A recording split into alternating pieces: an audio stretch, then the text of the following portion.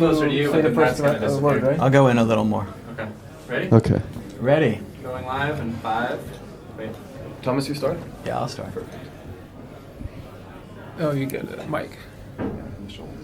Good morning, Bitcoins. We are live from Paralelní Polis at HCPP 2018 in Prague. How about that? We're joined by Martin from HCPP from Paralelní Polis. How's it going, Martin? Thanks. We are getting closer to the opening. So now it's the first stream that we are doing from this Congress, and there will be a lot of them during upcoming 2 or 3 days until the Sunday. Absolutely, and we had the press conference this morning. It was great. Adolfo, a lawyer from the Panama Papers, had a lot of great things to say about privacy and freedom and why some things are worth fighting for, even if people don't realize yet that they've completely lost their privacy, which is one of the main focuses of this conference. So just want to ask you a little bit about your background and how did you start out here at Paralelní Polis? We've started it as kind of a social experiment, I would say. Since we are an art collective called Stohoven, we do a different interventions to. Shall I stop? We'll see.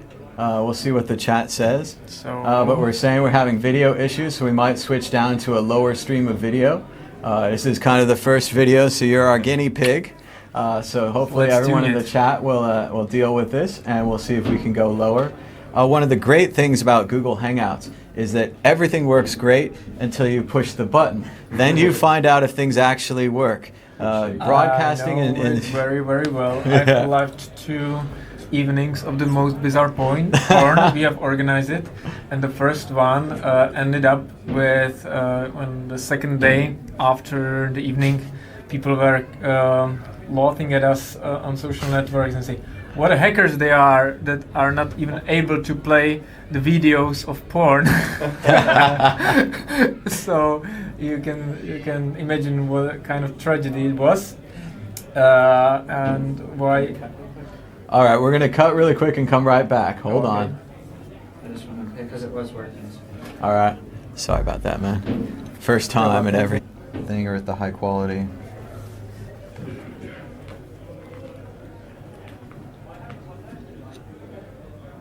Okay, QR code is really big now. Cool. Is there stuff on top of it, though? Nope. There we are. Sorry about that, man. First. It looks like I can see video, Ron. I think we're still live. No? Okay, so that was the end. Hopefully. It's again like... Trial and error. I'm seeing video now. Let's see, I'm in the app. Maybe in the other app if I want the chat. Okay, I think we're live. All right, we're back at Paralelní Polis 2018. A little bit of technical difficulties there, but we're back. We're hackers, so it can be without them. That's right. We just adapt, right? You have to be adaptable. That's the main thing. So, Martin, you were talking about you were an art collective, and you started out at Paralelní Polis? Yeah, it's the 5th Congress. We are starting now.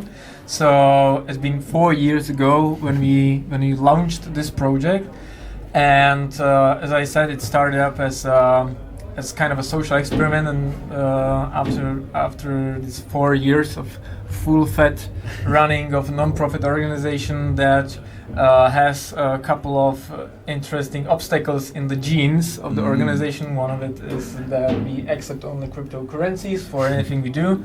Another one is that we, from the very beginning, refused any public subsidies for our running, which is very unusual in our country. So at the very beginning, we put a lot of obstacles in our path, but we are still here. And even though it was not easy, I think, and I hope we are doing something for spreading crypto technologies and awareness about it. And of course, this is now the 5th Hackers Congress, and I'm sure that you've learned quite a lot over these years. And now, for having the 5th one, what are the events or what are the things that you really are looking forward to over the next coming days?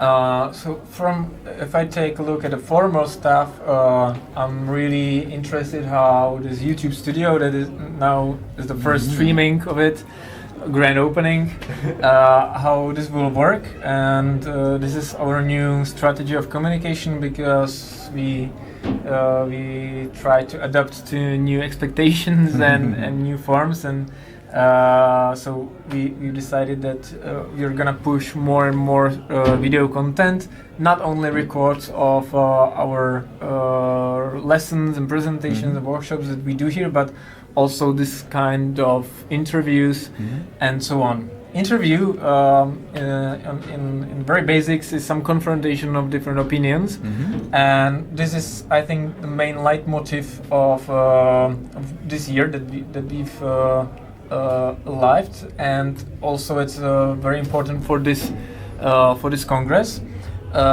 We have scheduled more panel discussions this year, and we try to bring speakers with different backgrounds, not only like this expectable pro-free economy and so on view, but we also try to bring different views and different kinds of how people perceive these crypto technologies, and we want to show that crypto anarchy as a term or name for environment on the internet that already exists is something that is open to anyone, and we can figure out how these technologies, these crypto technologies, can be used in different ways and for different purposes.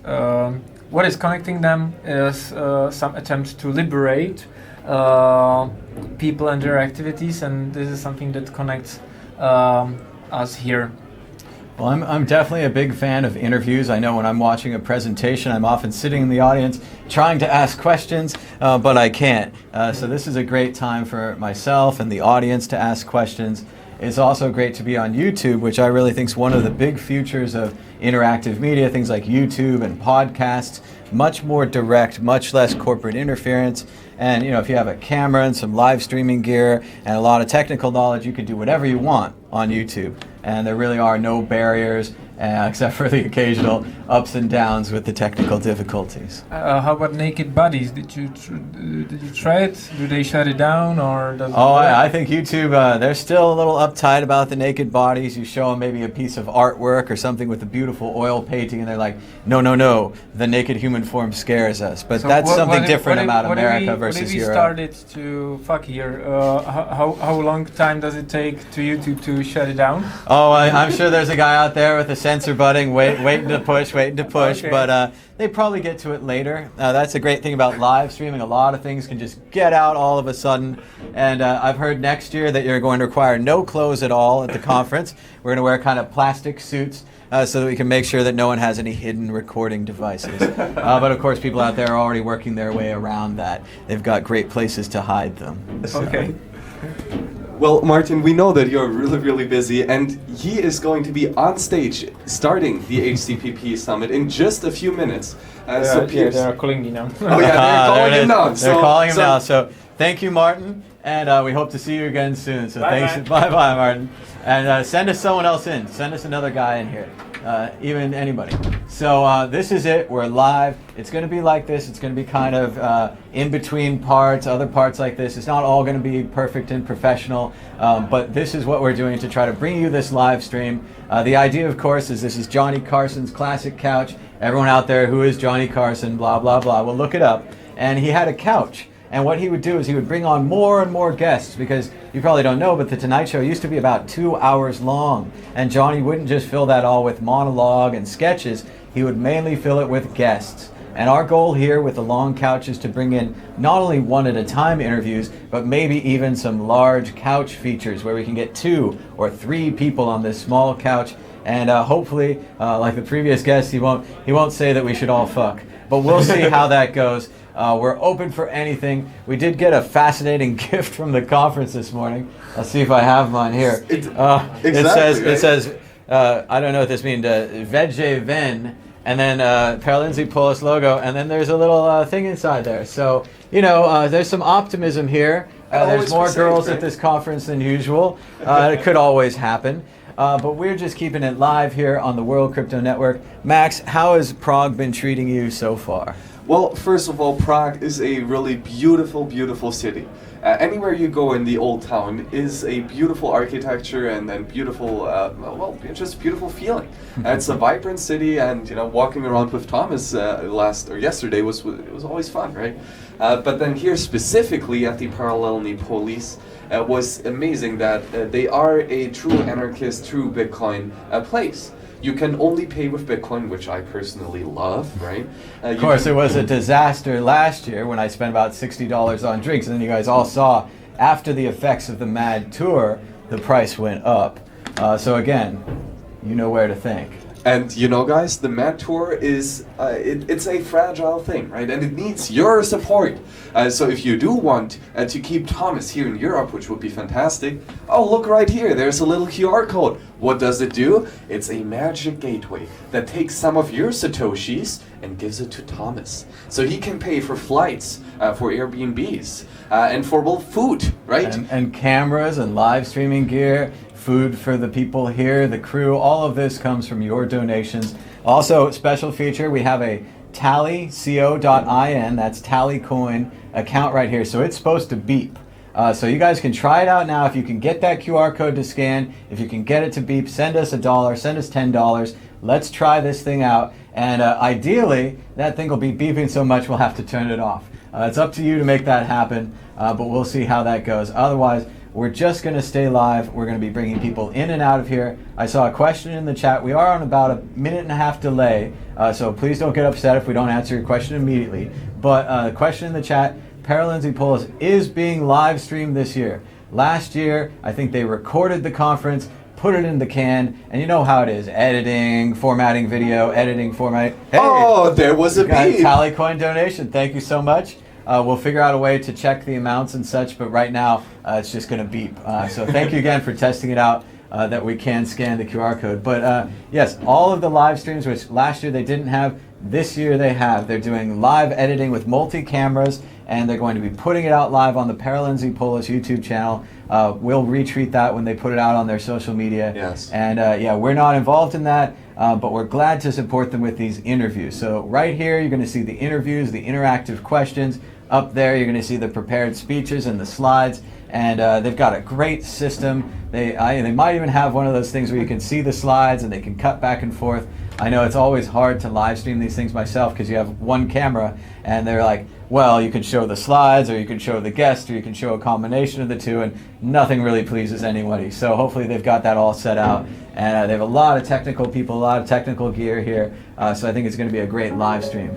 Oh, and there's another one. Another one. So clearly, DJ Booth in the chat was a bit worried if Tallycoin works, but it does. There it is. If you want to fundraise for your venture, whatever it is, you only need your Bitcoin address. Go to tallyco.in and type in your address or copy and paste it, set the specific amount that you want to raise, maybe set a timer, and that's it. It is peer-to-peer fundraising with this beautiful kind of block explorer. It's a way to visualize the fundraiser with a nice beeping sounds. So first, thank you very much, DJ Booth, for programming it. That's amazing. You can support DJ Booth at Tallycoin/DJ Booth 007 if you want to support an amazing service, right? Keep the servers going. Thank you very much. And remember, Tallycoin doesn't take any of your fundraising money. If you donate through YouTube Super Chat, we appreciate it a lot, but YouTube's got to make money. They take 30%. Breaks your heart, I know. But Tallycoin, if you want to donate to Tallycoin, it's totally free. If you want to use Tallycoin, it's totally free. So it's just a great service by DJ Booth, who also created the Scam Clerk software at scamclerk.com. And I've been talking to some people. Someday I've got to get my website all fixed up, and I have to do a software inspired by Mad Bitcoin section, because we've done so much over this short amount of time. In the old days, we raised money for ProTip at protip.is. What ProTip does is it scans the web pages that you're reading for a Bitcoin QR code or for an address. Then it times how long you spend on the web pages, and at the end of the week, based upon your allowance, it donates to all of those people. It uses batching to save on transaction fees.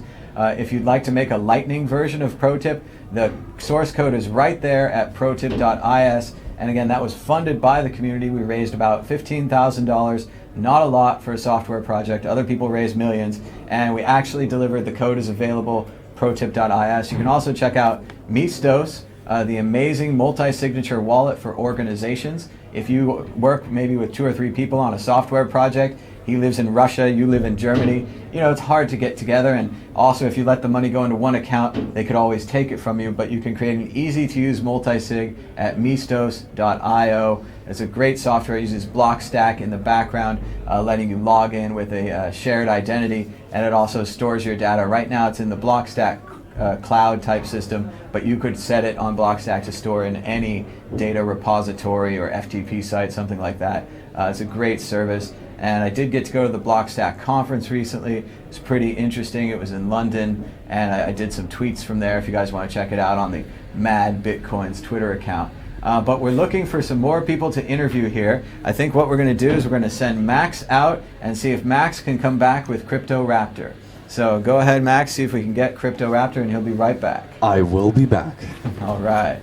And now I get to Phil, so it's a great time to tell you about Agi Leak. Ryan, what's your website that we can tell people about? Oh, that was fast. Oh, that's okay. We got him here, but we're going to tell you more. YouTube/ADGY in or out _leak. And you can check that out. Ryan's doing all our live streaming today. And he started out, he was broadcasting the Bitcoin meetup in San Francisco way back in 2012 and 13 and such. A great live streamer. We're going to have links to him on Twitter, and we really want to promote Ryan's work too, because Ryan is volunteering his time to get us live here. And if the video looks good, it's Ryan, and of course also, hey, Tallycoin. And if the video looks bad, it's Ryan's fault too. I'm throwing the buck on him. But we're joined by Crypto Raptor, Dan from London. And Dan, why don't you tell us a little bit about what you do on the Crypto Raptor YouTube channel? Well, on Crypto Raptor YouTube channel, I just kind of post like songs and covers every now and then. So I did an original crypto rap, which is all my own lyrics, and then I've done a cover of Juicy by Notorious B.I.G., which is called Crypto Juice. And I've got one coming out very, very soon that I'm still kind of working on, called Hotel Paralelní X. You guys have had a little sneak peek. We've had a little sneak peek. It's very cool, based on Hotel California. And again, it's just that kind of crypto artwork, like the early Zhao Tong videos, or some of my like poetry type readings where you take some words out, you put Bitcoin in, and it just makes the song better, doesn't it? Yeah, definitely. Well, anything crypto makes a song better. There it is. I don't like to blockchain everything, but if you can fit it into a song, and there's a lot of creativity in crypto, which is kind of what drew me in. From memes, GIFs, Jim BTC makes, the most great amazing stuff. Yeah, I love his Saving Private Ryan GIF. Oh, God, every time amazing. the price is down, that comes up, and it's like altcoiners, boom, like your bags, boom, like everything is so bad. It's such a beautiful, amazing scene by Spielberg, but to see it repurposed into this great meme and great art by Jim BTC is and it really feels good. like that, when you're in a bear market and all your bags are dropping like flies, you literally feel like you're there running through those kind of on the beach of Normandy with all these crypto prices dropping. Well, and we continue getting Tallycoin stuff, so that is amazing. So maybe Crypto Raptor, how have you experienced the use of Bitcoin as a payment mechanism, right? And you as an artist, how can you specifically use it to maybe monetize your work? Well, at the moment, like I don't. I think at one point I had some kind of shill links on YouTube, but I don't actually monetize it. I kind of do it for it's 100% fun for me. Mm-hmm. If I get to the stage where people want to like pay me to or like donate to sing at something, or an event or something, like Blockchain Hotel, they hosted me. It was absolutely incredible. Definitely make it there. It's in Essen next year. And CoinFest as well, so I played at CoinFest. But I generally kind of do it for the fun. But if I wanted to monetize it, it's amazing, because I could set up like a Tallycoin thing, I could put an address on there, and then people could just send a few fractions. I mean, I did actually get a tip for I think 0.2 Bitcoin when Bitcoin was only sort of $1,000. So that turned out pretty well. So I was really happy about that. What I really like about Tallycoin, and I don't want to just keep promoting here, but what I like is you can do something like if you need a guitar, if you need a sound mixer, you can say, okay, people, the sound mixer is $359.99, and that's all I want. And if you can help me get that sound mixer, I'll make the sound better, I'll make a better video. And I think with creative people, they just need a little bit of money to get that mixer, and then they can make videos for a year on that mixer or on that hard drive or whatever you're missing. That kind of, you're not going to get a whole boat or whatever, but you can get a little bit of the stereo for the boat. So what's interesting as well in Saifedean's book, The Bitcoin Standard, he talks about time preference, and in crypto, you hodl and eventually you're paid off in certain cases, or your bags tank. But regardless, the cool thing about time preference in another way in crypto is that people are putting in a huge amount of effort for free. They're just contributing. It's such a great community thing that's happening. People are putting all this effort in. Sometimes you're rewarded for it. Sometimes you aren't. But the great thing is that people are volunteering. They're all fighting for the cause in some way, whether it's making some memes, GIFs, developing. Obviously, shout out to all the Bitcoin coders out there, keeping everything alive, keeping the dream alive. It's playing sounds and we're right. And you bring up a great point that there are artists out there that really do want to make great work. And good art takes dedication. And we see that, for example, the Sistine Chapel, or if you walk through Prague here, they're beautiful, beautiful buildings. Well, guess when they were built? Like in the 18th, 19th century. And that was where we had the gold standard, right? Where we had sound money. And if you have sound money, just as you said, and as Saifedean wrote in his book, is that it decreases your time preference. It increases the amount of time that you can dedicate to one single project, because you have a money that, everything equal, right, will increase in value. And that means that artists can dedicate a lot more time on working on one amazing project, and then really dedicating. And that is going to make it, in my opinion, much more beautiful. So I'm quite curious to see on how a sound money will increase the beauty in art all around us. I thought you were going more towards the Patreons and the De Medicis and how they had a great wealth, but they also had an interest in their community. So they did things like funding Leonardo da Vinci. And you're wondering, how does Da Vinci invent the helicopter and the aqueduct and all these other things that he's invented? I don't know if he did the aqueduct, that's out of nowhere. But indoor plumbing, toilets, he invented everything. But that he could do that because he had time to focus on it, because he was supported by the De Medici. So when you donate Bitcoin here, you give us time to focus on this and to give you better interviews, and I think that's really valuable. But I want to talk a little bit about the history of Bitcoin music, and we talk about this song that's been stuck in my head for days now, and it's this classic track, and it goes something like, "Bitcoin is a bubble." And it sings and sings. And what's so funny about this song is it was recorded when I think Bitcoin was $30, and the guy had bought his at 10 cents or whatever, and he was trying to warn everyone, Bitcoin is a bubble. And he would sing it out, and he was showing the price going down. He's saying, "You will remember my name." And he, of course, thought it was going to go back to 10 cents. And it didn't. So even these songs that don't support cryptocurrency, anti-cryptocurrency songs, are great because they let us explore the different ideas of that. So Dan, what do you think about some of the history of Bitcoin music? Oh, it's incredible. You were showing me some of the Zhao Tong stuff. Yeah, I love Zhao Tong. The Wulong, is it Wulong song?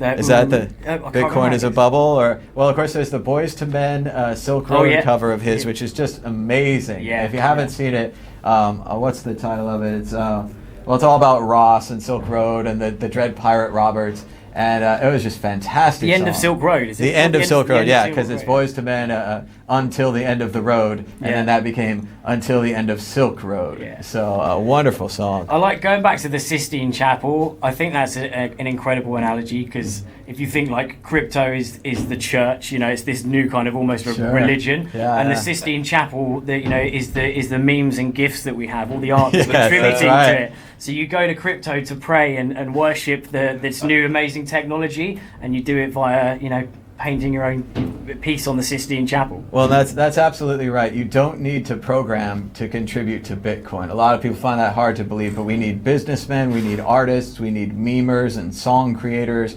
people to make YouTube videos. All of these things contribute to Bitcoin. So if you're looking for a way to contribute, you just have to start doing whatever you're doing, but for Bitcoin, but with Bitcoin. If you paint, I've told people, you just put a Bitcoin logo in the background, your painting will sell. Yeah. They don't believe me, but it would have worked. And stuff like that. You just have to get involved. No one's going to give you permission, except I'm doing it right now. I'm giving you permission. You should get involved in Bitcoin and crypto. Start a meetup if there's not a meetup near you, or if your meetup's been taken over by Bcashers. Go ahead and start a new one. Don't just keep going to the Bcasher meetup because you don't know what to do. It's completely permissionless here. You can do what you want to help crypto, no matter what it is. We need you. Exactly, and right there, art is always, it involves work, right? You need to sit your ass down and get shit done before it then eventually becomes a finished product. And so with having and producing art, you have proof of work, right? When you build a beautiful house with beautiful architecture, that is proof of work. If you paint a picture that is painstakingly filled with detail, that is proof of work. If you make an amazing song, that is proof of work. And so in that sense, Bitcoin itself is art, because there is proof of work within the blockchain, and it is ever expanding, it is ever morphing. And so in that sense, Bitcoin itself is art. Yeah, definitely agree. And anyone contribute as well. It's you know, art's pretty subjective in that you know, some people will like it, some people don't. Some people, you know, will like your meme, so some people like your GIF, some people won't. You might post something and you might think that you've made a lot of effort and that it's really cool, and you might not get any kind of feedback or likes and stuff, but just whatever you're doing, just keep on doing it, because there's some people out there in the world that will like what you're doing, and that's what keeps me kind of alive, you know, and keeps me going, is that there's always going to be someone who can tolerate me. And remember that you're creating an archive. If you keep doing work, like when I was doing Mad Bitcoins, I decided to do it 5 days a week, and I did about 600 episodes over 2 years. And I just kept doing them, and I didn't know if anyone's watching them. I'm doing in my room, and the green screen behind me, and I'm editing on my own computer and everything. I have no idea, but now I come to Europe, all these people are like, I've been watching Mad Bitcoin since 2013. I love your shows, they're amazing. And you don't hear a lot of that on YouTube. You definitely get the negative comments if the sound is bad or the video is bad. You find out right away. But these positive things you don't hear. And maybe you have to do your work for 2 or 3 years before you get a positive comment. And I know that's hard, like walking through the desert, but it's worth it, right? Because you're adding to the archive and you're adding to cryptocurrency, because otherwise people are like, I don't know if anyone cares about Bitcoin. No one creates any memes, no one creates any GIFs or any videos or songs. But because people do create these things, people can look at it and say, it's not just a bunch of programmers, it's a whole movement. There's people of all kinds, men, women, children, old people. Everyone is in this movement. Everyone wants it to go forward. Similar reasons, different reasons. We agree about a lot of things, we disagree about a lot of things, but together we can raise Bitcoin up, and I think it's going to be great. Exactly, and we saw with the user-activated soft fork, right, that we as memers, we as Bitcoin hodlers, as true peers on the network, have the power to manifest change, not just in Bitcoin specifically, but in the world in general. And memes and the meme war of the user-activated soft fork was important, right, and we actually got it done. Right? With our dedication on the World Crypto Network, I do remember the 8-hour live streams during the user-activated soft fork, during the Bcash dilemma, right? That is work. That is proof of work. And it is a meme, right? It is a collaboration of humans coming together and creating digital art. Right? So, and it really won us the user-activated soft fork. This gave us SegWit. So memeing is just as important as coding. And we were talking about this earlier, you know, sometimes we make this look easy. Ryan's done, 100 live streams, I've done 1,000 shows or whatever. We're making it look easy because we practiced. So you have to start from somewhere, you have to start from zero, as hard as it is. I used to read these books and they'd say, well, you have to write 100 bad stories before you write a good one. And I'm like, no, I'm going to write a perfect story the first time. And that is so much pressure. You're not going to be able to do it. We're not all Kerouac. And even Kerouac, he edited that book eventually, maybe by force. But we all have to chip in. We all have to help out and create these new Bitcoin memes. And we're just talking about, like, Paralelní Polis itself is a meme. This is a parallel city. This is a world where they dreamed that there could be privacy, that they could take cryptocurrency, eventually when the two met. And it's just a great place to be, and it's a great place to check out and to get you guys some interviews about Bitcoin. Even though they seem to be banging on the floor right above us. I don't know if you could hear that. But we were down in the basement. They give us this incredible YouTube room. We're kind of in a fishbowl here, so we have an incredibly big audience out there. Hey, audience. Hi there. There's no one there. But it's okay. They can't hear us anyway. The soundproof room. They put us in the basement here. But we hope to get you a lot of great interviews. I know Eric Lombroso is wandering around up there. We saw Peter Todd earlier. Tone Vase is in the house. We're going to try to get him down here. Maybe Jimmy Song. Not sure where he is.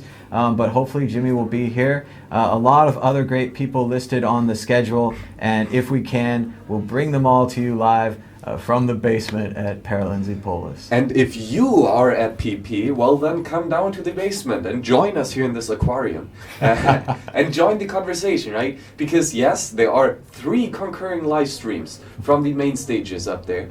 And that is amazing. So there's already a lot of original content that is really worth listening to. But then if you are not here, right? Yes, you can get the main stage stuff, but that is probably the most boring part of such a conference. The interesting part of such conferences are the people, are the peers in the network, right? And this is what we at the World Crypto Network want to provide you, is getting kind of like this backstage look of the people who are here, like Crypto Raptor, right? Like Matthias, who is organizing it, and like all the other people who are here. And so if you are at PP, come down and join us. And if not, thank you for watching. We're starting to run out of things to say. That I was think we've quick. been on about 40 minutes live now. I feel like we were just on with you guys in Riga. We did 17 interviews out there. You can check that out right here on the World Crypto Network YouTube channel. Be sure to subscribe, share the link. We might check the chat, although that's always a dangerous thing. What's a dangerous zone? We'll see what they have. People say, memes are almost as evolved as our ancient texts. Yes. Ooh, that's pretty good. Yeah. I did get to see the Rosetta Stone recently. It was pretty amazing, those 3 languages right there on one piece of rock. And if we didn't find that, I don't think we ever would have figured out those hieroglyphics. It's impossible to get it from just the context, especially with a pictographic language like that. But in a way, I wonder if people will think about Bitcoin in the future through our memes.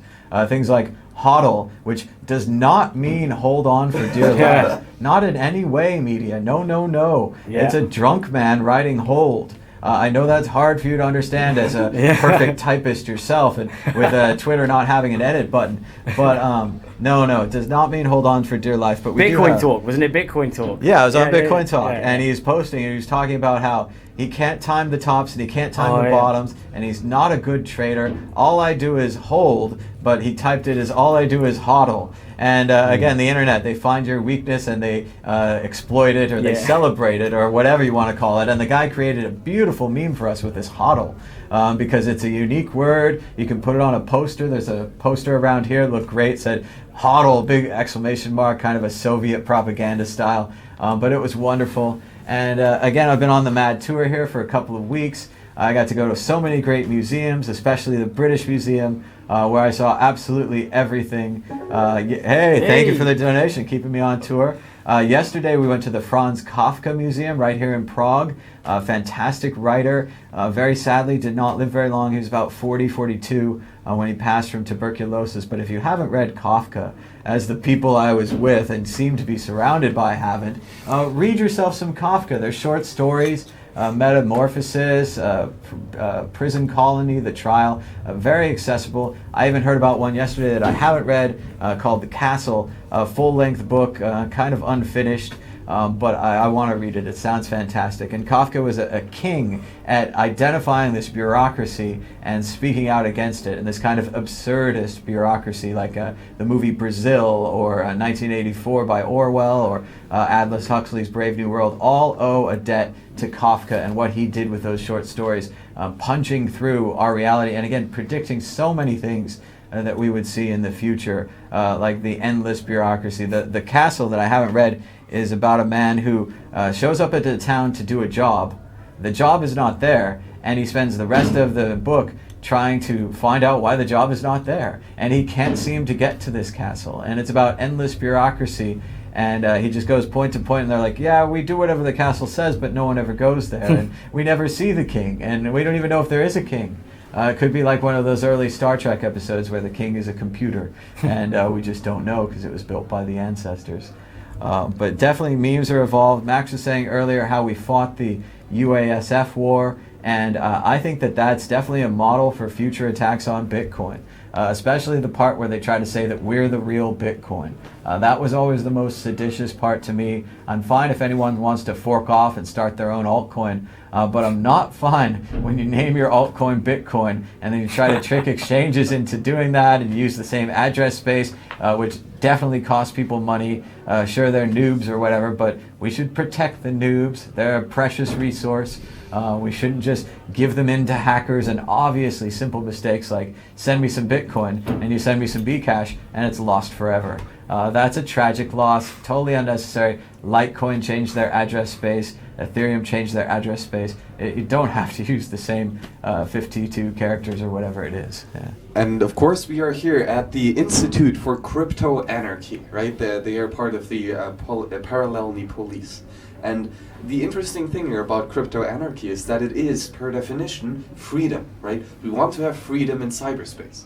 And freedom in cyberspace, freedom in software, means that you can fork off, right? You can create a completely new ecosystem based upon the code of the old ecosystem, and you can change any rules that you want. So forking is, per definition, freedom. And we need to have that in, well, Bitcoin, right? And it's good that people can fork off the code base and fork off the consensus of Bitcoin so that they can create a currency that feels more liberating to them. But I agree with Thomas here that you shouldn't defraud people by telling that the fork is the original. Because, well, it's not. That's a good point. You know, at the end of the day, you know, you're a Bitcoin fan, you maybe a Bcash fan, or Bitcoin Cash, sorry, or one or both. You know, it's not a slur. It's about brevity, people. It's the internet. If I'm going to type 4 characters instead of whatever 20, I'm going to type 4. So yeah. Yeah, I think that the glory of being able to fork is that you can take something and personalize it, and that if there's people that want to be involved, they can be behind you. You know, and that's the glory of, you know, open source technology. But at the same time, I think that invitings are really, you know, it's really detrimental to the whole crypto community. And I think that what we all need to remember is that we're all fighting the same cause. And so we may have our differences and differences of opinion over which shitcoin's the best or whatever. But we're all ultimately fighting the same cause, and we need to back each other up and self-regulate, make sure that people aren't being stitched up, make sure the scammers are kept out and you know, they're choked as much as possible so they can't operate, and you know, let people know about the Ethereum scams, the 10,000 giveaway scam. You know, that's what we do. We help each other out and try and avoid any kind of nefarious activity. And certainly there's been a lot of fighting between the altcoins and Bitcoin and all these other things, and Vitalik famously popularized the term Bitcoin maximalist. But I've never really seen it that way. I just see that Bitcoin solves what I think is the biggest problem of humanity, which is the ability of governments to endlessly print money. When you actually have Bitcoin and you cannot control the money supply, I don't control it, the US government doesn't control it, none of the central banks control it, we've stopped printing money. And once we stop printing money, you actually have to pay for what you have, and you have to pay the amount that it is, and you can't just borrow it on credit if you need 1,000 bombers or whatever. You also can't borrow it to do disaster relief. So there are ups and downs to this new system, but much like the MP3, I just think it's inevitable. I think everyone's going to be carrying around a phone someday, and they're going to have Bitcoin on it, and we already carry these computers. Unlike they taught me in school, they're like, you're not always going to have a calculator with you. Oh yeah, you think so? There's the calculator and so much more. But we're just doing a lot of great things with Bitcoin. Yes, and the importance here is again to emphasize well, the importance of running a full node, because that gives you full control over your money, right? Because when you download the Bitcoin Core software, when you compile it from source, you set the rules. That is the first step. You said, you know, how many coins you want to have in existence. You said you set the rules of consensus. And once you have set these rules according to your own whim, you go out on the network and you query who else is playing by my rules that I've set up in the first step. And well, if you choose the Bitcoin rules, if you choose Nakamoto consensus, quite many people will play by your rules. because they all have first accepted these rules and then entered the network. And that is the importance of running a full node, because this gives you, only you, the power of your money. And theoretically, you could change the money supply while compiling it. Would probably be quite easy, right? It's probably just one line of code or so. But because we all come to this consensus, right, to this Schelling point of Bitcoin, which includes the 21 million supply cap, we all make our own rules, but still we agree on these rules, and that's what's so important. It is no infighting, right? There is consensus, and that's what the beautiful thing of Bitcoin actually is. It's a true democracy, isn't it? You know, and it's so specific. You know, if some good code comes along, it can be, as long as everyone reaches consensus, bang, it goes in, and that's what's cool. If you don't like it, you can fork off, as it were. But going back on the supply thing, so something that's been kind of running around in my mind is that how many years, once Bitcoin reaches 21 million, the final supply, there's already 4 million, I think, roughly lost, according to Chainalysis. How many years will Bitcoin run before, like, it evaporates into being unusable? What I think you have to think about at that point is, what is the value of the network, and what is the value of keeping the network online? And if we really are sending around a lot of Bitcoin traffic and on the various layer 2, layer 3, so on and so forth solutions, I think it'll be in the general interest of a company, perhaps like Amazon.com, to mine Bitcoin as a loss leader, as a write-off, to keep Bitcoin going for the good of the network which everyone is using. And if there's multiple companies like that, then they'll continue to mine and to get the money from the fees. Yeah. It's also possible that the fees will rise to do that. But again, we're talking about 2140 here. So the only way we're going to get to see it is if we have the singularity, and if you donate Bitcoin, and we're able to put my brain in a jar, and then I'll be some kind of Spock's brain in the future, and I'll say, I told you so, we're fine, Bitcoin still works. And I just think that'll work. We're also getting some questions in the chat. I don't want to ignore you guys. We've pretty much been against Tether since the beginning.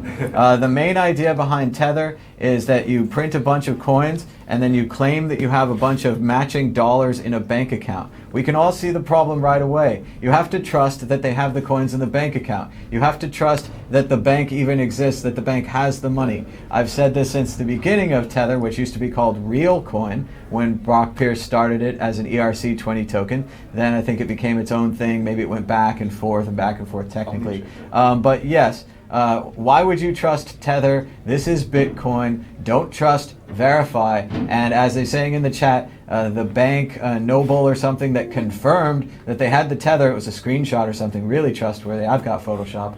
But they confirmed it, and then the next day they went out of business. So no, don't trust banks, don't trust Tether. You don't need a stable coin. If you want to trade into USD, trade into USD. Get it in your hot little hands. If you want to hold Bitcoin that goes up and down, hold Bitcoin that goes up and down. We don't need Tether. We don't need USDC. We don't need Gemini coin. We don't need all these other stable coins. These are all people who like the idea of Bitcoin, but they don't really like Bitcoin.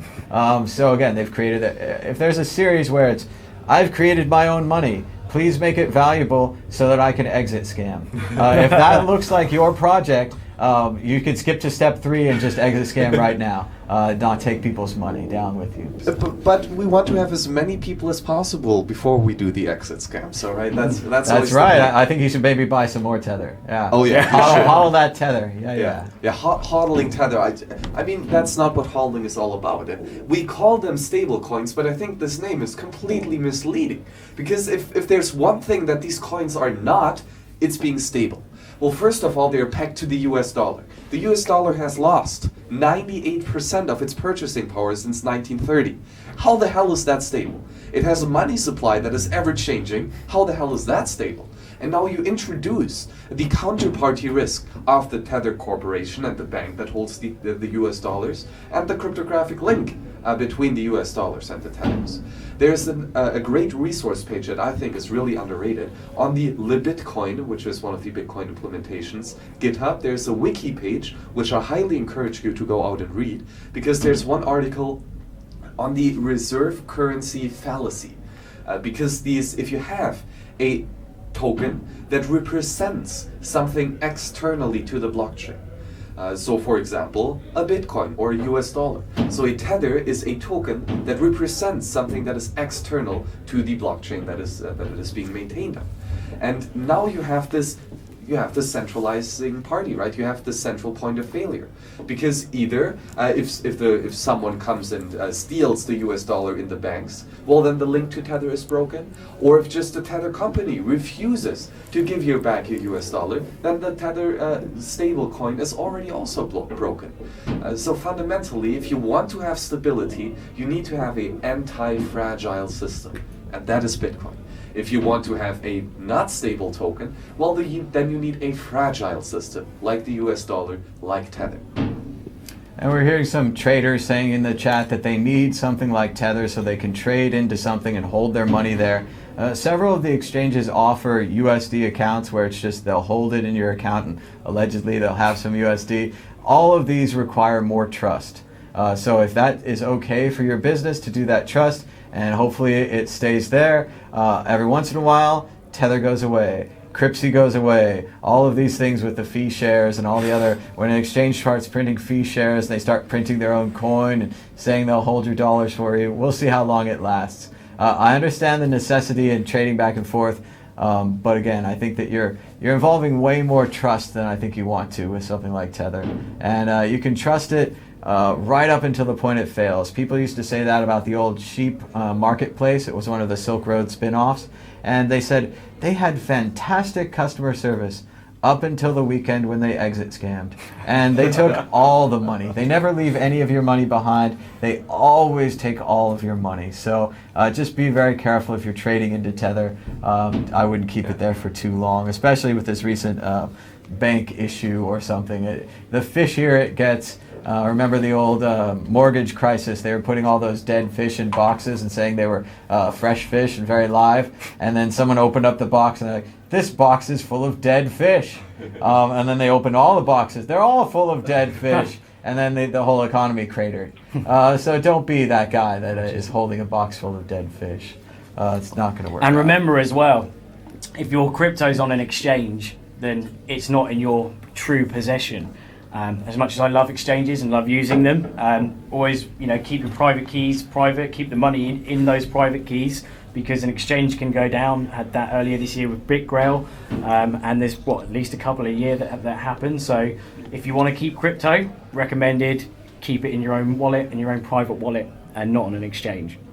Oh yes, absolutely. And in the chat someone was saying that they need stable coins to trade because they do not want to put their money back into euro.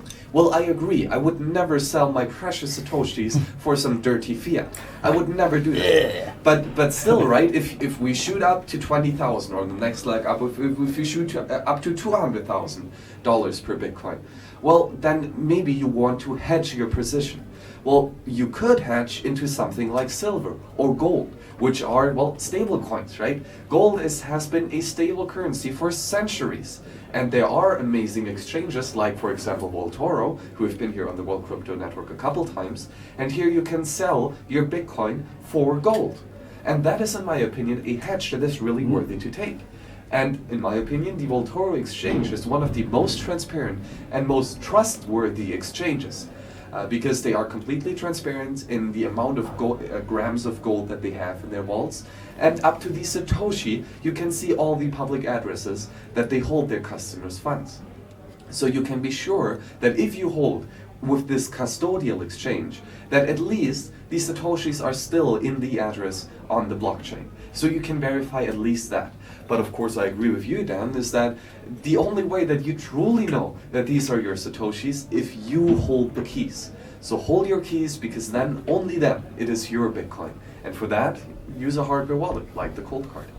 And we're seeing a lot of reasonable people in the chat. They do know that there's a possible threat to Tether. They are being careful, and they just think, one says, stable coins have their space. It just won't last forever. So just be very careful there. You don't want to be like Rockefeller during the Great Depression. They said, how did you go broke, Mr. Rockefeller? And he says, at first slowly, and then all at once. So it can happen that way. And you just want to be very careful with your coins. But again, trading is your own business. You have your own game going on there. I'm sending out some messages to people at Paralelní Polis, see if we can get some more guests down here. I do think that the live stream should be starting very shortly on the Paralelní Polis YouTube account. Remember, it will be there. This will be here. You can always watch it later. You can be like Max. You can watch it at 2x speed. And I'll talk really fast, and you'll think, wow, can he talk so fast? That's so amazing. He's talking so fast.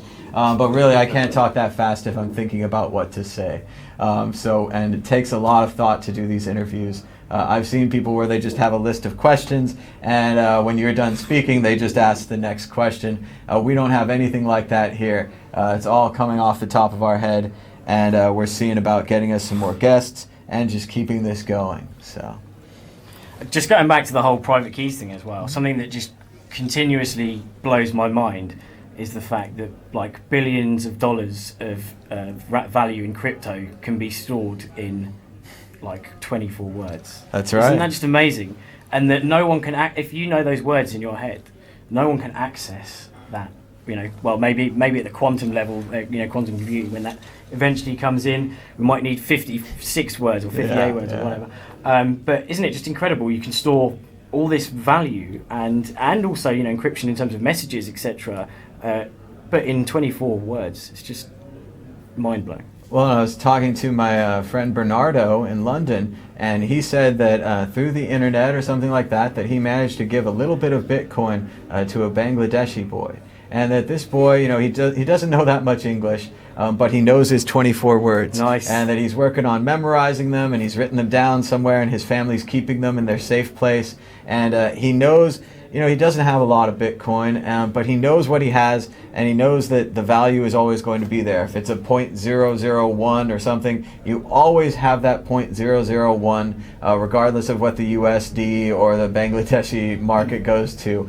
You have that if you keep your words, if you keep your key, if you have a Trezor or a Ledger, or if you just have a paper wallet that you make in a safe way. You can keep your Bitcoin offline, you can keep them safe, and you'll always have a 0.0001 in that account. Unlike a bank account where the fees will just eat it and you'll overdraft and they take more money from you when you have less. Bitcoin, it just stays there, and it's a very important and a huge feature that people aren't even aware of yet. And on top of that, even if you've got small stacks of low-value fiat notes, like we saw in India last year, the year before, where they just literally got burnt. That was it, gone. Your money's gone. Whereas you got your private keys. That's yours. No one can take it, and that's what's it's incredible. Not just India too. I saw in England they recently retired the £10 note. And yes, you could still go to a bank and you could trade it in, but if you need a sandwich and you have one of these old £10 notes, even though it's got the face of the Queen on it, they're not going to give you a sandwich. It's pretty amazing.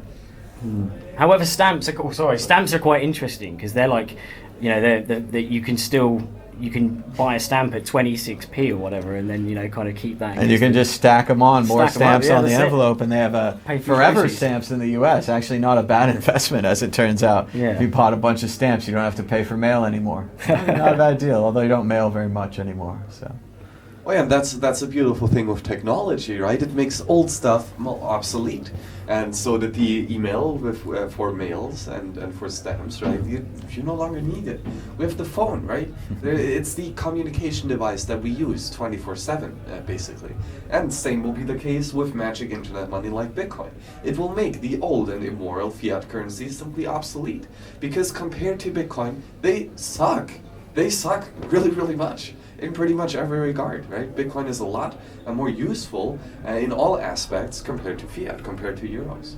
And as you said, there is a war on cash, right? Governments do not like you having control over your money. They would much rather have control over you. And that is what cash is preventing them. I only use cash because it is the only censorship-resistant form of using fiat money. Well, fiat money sucks in general, right? Inflation still is theft.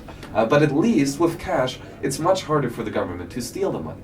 And now that we see for banks these negative interest rates, which is an additional tax on the already inflation tax, on the tax. So there's so many taxes in the fiat system that can be prevented, maybe with cash, with paper notes, but then even better with gold and silver. And if you want to live in cyberspace, then clearly Bitcoin is the currency to use, right? On the government taking control of your funds thing, a story that I read a while back. It's very hazy. Don't quote me on it, but there was a guy. I remember reading that this guy a few years ago, made this damaging report about Bitcoin, saying it's terrible, it's got no use, etc. And then recently, something got, he got pointed out by the government, and they froze all his funds. And I thought, isn't that just poetic justice? You're literally a living example of where Bitcoin could have saved you, but now you're sat with your assets frozen, no access to your money.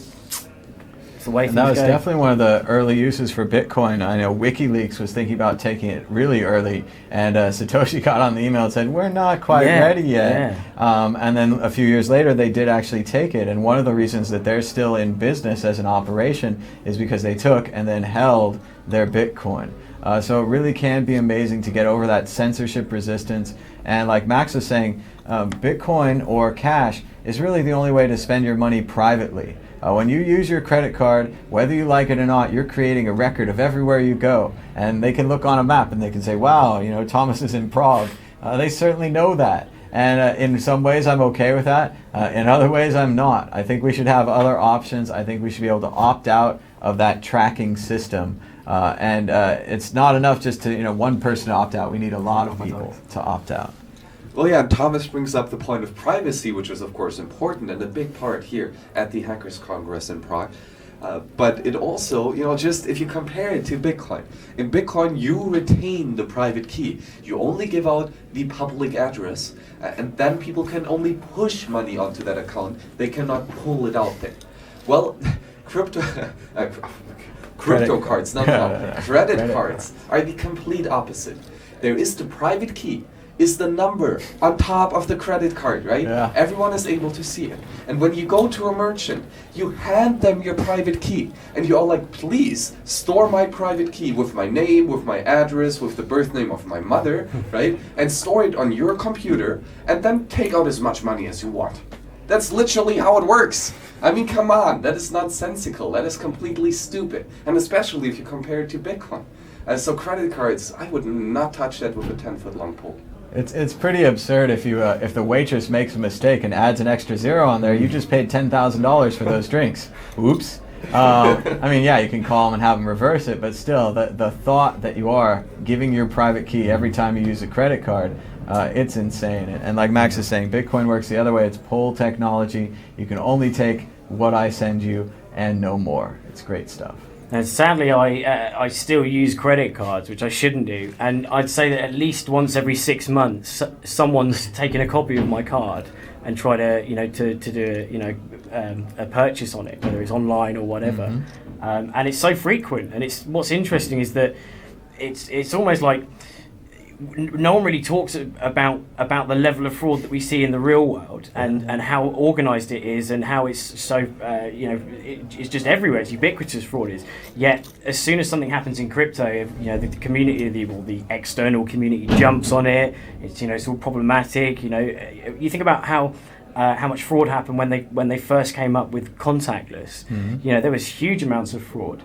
And now you kind of refine the processes, and you kind of self-regulate. The banks were regulating it, and they got to a point where now it's kind of a lot more usable. And Bitcoin's in exactly the same position.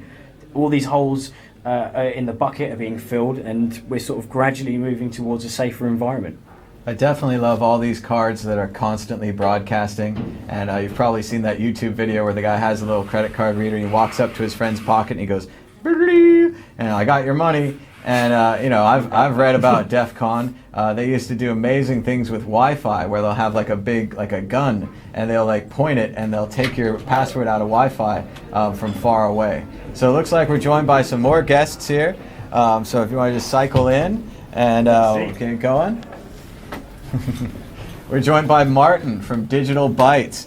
Digital Bytes is one of the sponsors of the conference. So you guys all want to support them. General Bytes.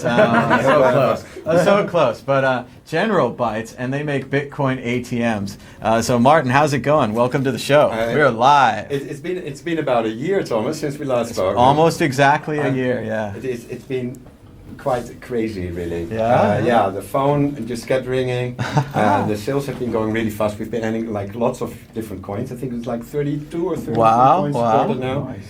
We only have like a few here at Paralelní Polis because they dislike many other coins. So they have their preferences. But I think, it's not up to us. I'm sorry, my phone is still. Everybody's messaging you. Martin, you're on YouTube. Yeah. You're on YouTube Live. Everybody watches your show. That's right. All the audience. Yes. It's been a bit crazy. At times we thought it's like almost undoable, but now, production increased. We're getting like more locations, especially new countries. Like we're moving more into Asia. But we'll be adding some really cool new features. I can tell you, but then I'd have to kill you. So and the audience, you'd have to go door to door. That would be tough. But for now we've been adding like many different coins. We'll also be adding some new features. With currently second largest, I expect but the fastest growing. So for the past 9 months, let's say we October, so 10 months, no? Yeah. So for since January, been almost fastest growing operator. Wow. So you guys are based in the Czech Republic here? Correct, and braided in Florida because most of our clients are in the US. Interesting. So for support wise, it's much better to be able to have the support here and in Florida. The moment office here closes, we switch over to PBX. So people in Florida now they have like from 3 a.m. until 5 p.m. support, and in the weekends. I think that's important to be closer to our customers there because in the US we see most Bitcoin ATMs. I don't know why. I really don't know. Well, it is a big country, but I was going to say, is there anywhere else that you're seeing a lot of growth? Maybe any countries that people wouldn't expect that are now suddenly interested in the General Bytes Bitcoin ATMs? We're seeing more machines going to Asia. I think they're gradually warming up for the whole crypto thing. Nice. Many countries that have not so ideal online transfers, like in the US, many people still use PayPal. Who uses PayPal? But it can be like in the US, it's easier than writing a check. Some people still write checks there. It's amazing. You see them in the grocery station, and you're like, "Oh, I'm going to a different line. I'm going somewhere else. I'm not waiting for this process." Still, right? With their quill. They have a blotter. The ATMs make especially sense in those countries. Here in Europe, we see because in the Netherlands we have Ideal, and it's like instant transfers that are hard to revoke. So that's nice for Bitcoin exchanges online. It's not so that's more difficult because we're competing with those other payment systems. But for many people, it's the first crypto experience they have, and I think that it's important. We also see much more regulations, though. Yes, certainly. Europe just got their AML D5, which is AML Anti-Money Laundering Directive, version D5, and it's supposed to. Version D4 was introduced not so long ago, but before even the ink dried up on version D4, they were already working on D5 and including all wallet providers, exchanges, Bitcoin ATMs. So crypto is becoming like assimilated by this whole regulatory framework. And you'd think that makes it easier to get a bank account as a crypto company, but no. Not yet. No. However, we did make sure that our clients they run their own server instead of like having the central server. Many of the ATM manufacturers do that on purpose because they like to get a commission out of their clients. Sure. So to do that, it's human nature to try and centralize and stay in control. But we're all about decentralization with cryptocurrency. Yes. So if we want cryptocurrency and decentralized networks to succeed, the architecture behind it should also be decentralized. And even though it means giving up a little bit of control, we can't make pretty pictures of how much revenue our clients make, but on the other hand, it's not our revenue to count. So, and that does seem to always be the way people see this beautiful decentralized Bitcoin, and they say, "Wow, I could attach a centralized business or a centralized foundation to that." And Coinbase comes along, and BitPay, and all these other people. They're like, "We'll build a copy of it, and it'll just attach right here." But you could just use the actual Bitcoin, the real distributed, decentralized Bitcoin. And you bring up the points of anti-money laundering and know your customer and all these other stuffs and regulations that you need in a debt-based fiat system, because you necessarily rely on your counterparty, right? There is always counterparty risk involved on the base layer of any fiat debt currency, and therefore you need to know with whom you're doing business. Well, in Bitcoin, it is a complete paradigm shift, right? You no longer care who your counterparty is because you do not trust them, right? And you verify for yourself. So having these know your customer and anti-money laundering, in my opinion, doesn't make any sense whatsoever in Bitcoin, because it is a fundamentally different currency system. So do you think that we still need know your customer and AML in Bitcoin? Cryptocurrency-wise, no, but because the ATMs also use like fiat currency, and they fall into the regulatory framework, it's also the most visible part of the cryptocurrency ecosystem, and it will be the first one that gets moved out if you don't comply. So yes, the machines have all these features built in, but I think we made it decentralized. So if you have 20 different operators, you have 20 different places where those AML, KYC data is like stored. So there's no central place to get it. So we make it at least, make them work for their data, So I think it's really helping. But we still compliant, but all the features are usually switched off, and it's up to the owner or operator to actually enable what they need. And we always advise, don't try to be the best boy in class, or just comply and don't do any crazy things. So, and if there no biometrics are required, definitely leave them off. No. Like in the US, for example, you need to have a phone number. You need to check whether that person is really the person purchasing on your ATM. So all these things like one-time pins and stuff via phone. Unfortunately, we have to comply with that, because otherwise the machine will be all gone in no time. So we keep updating the software, so to add features or to change features, but we don't recommend setting it on or being over curious. Just comply, keep a low profile, and do the thing, I think. There's definitely no reason to collect more data on your customers than you need to. Follow the laws is a good one, and I think this is a great way for people to get into Bitcoin, because they're used to using a normal ATM. It's not that different to use a crypto ATM. Do people have to bring their own wallets, or does the machine do paper wallets? No, the machine does paper wallets, but the larger series, BMTM3. The one with the neon bezel. Yes. They can give out these NFC cards. Oh, fantastic! So then it's nice, especially nice for operators. And if they have a sponsor, the cards are standard NTech cards by NXP.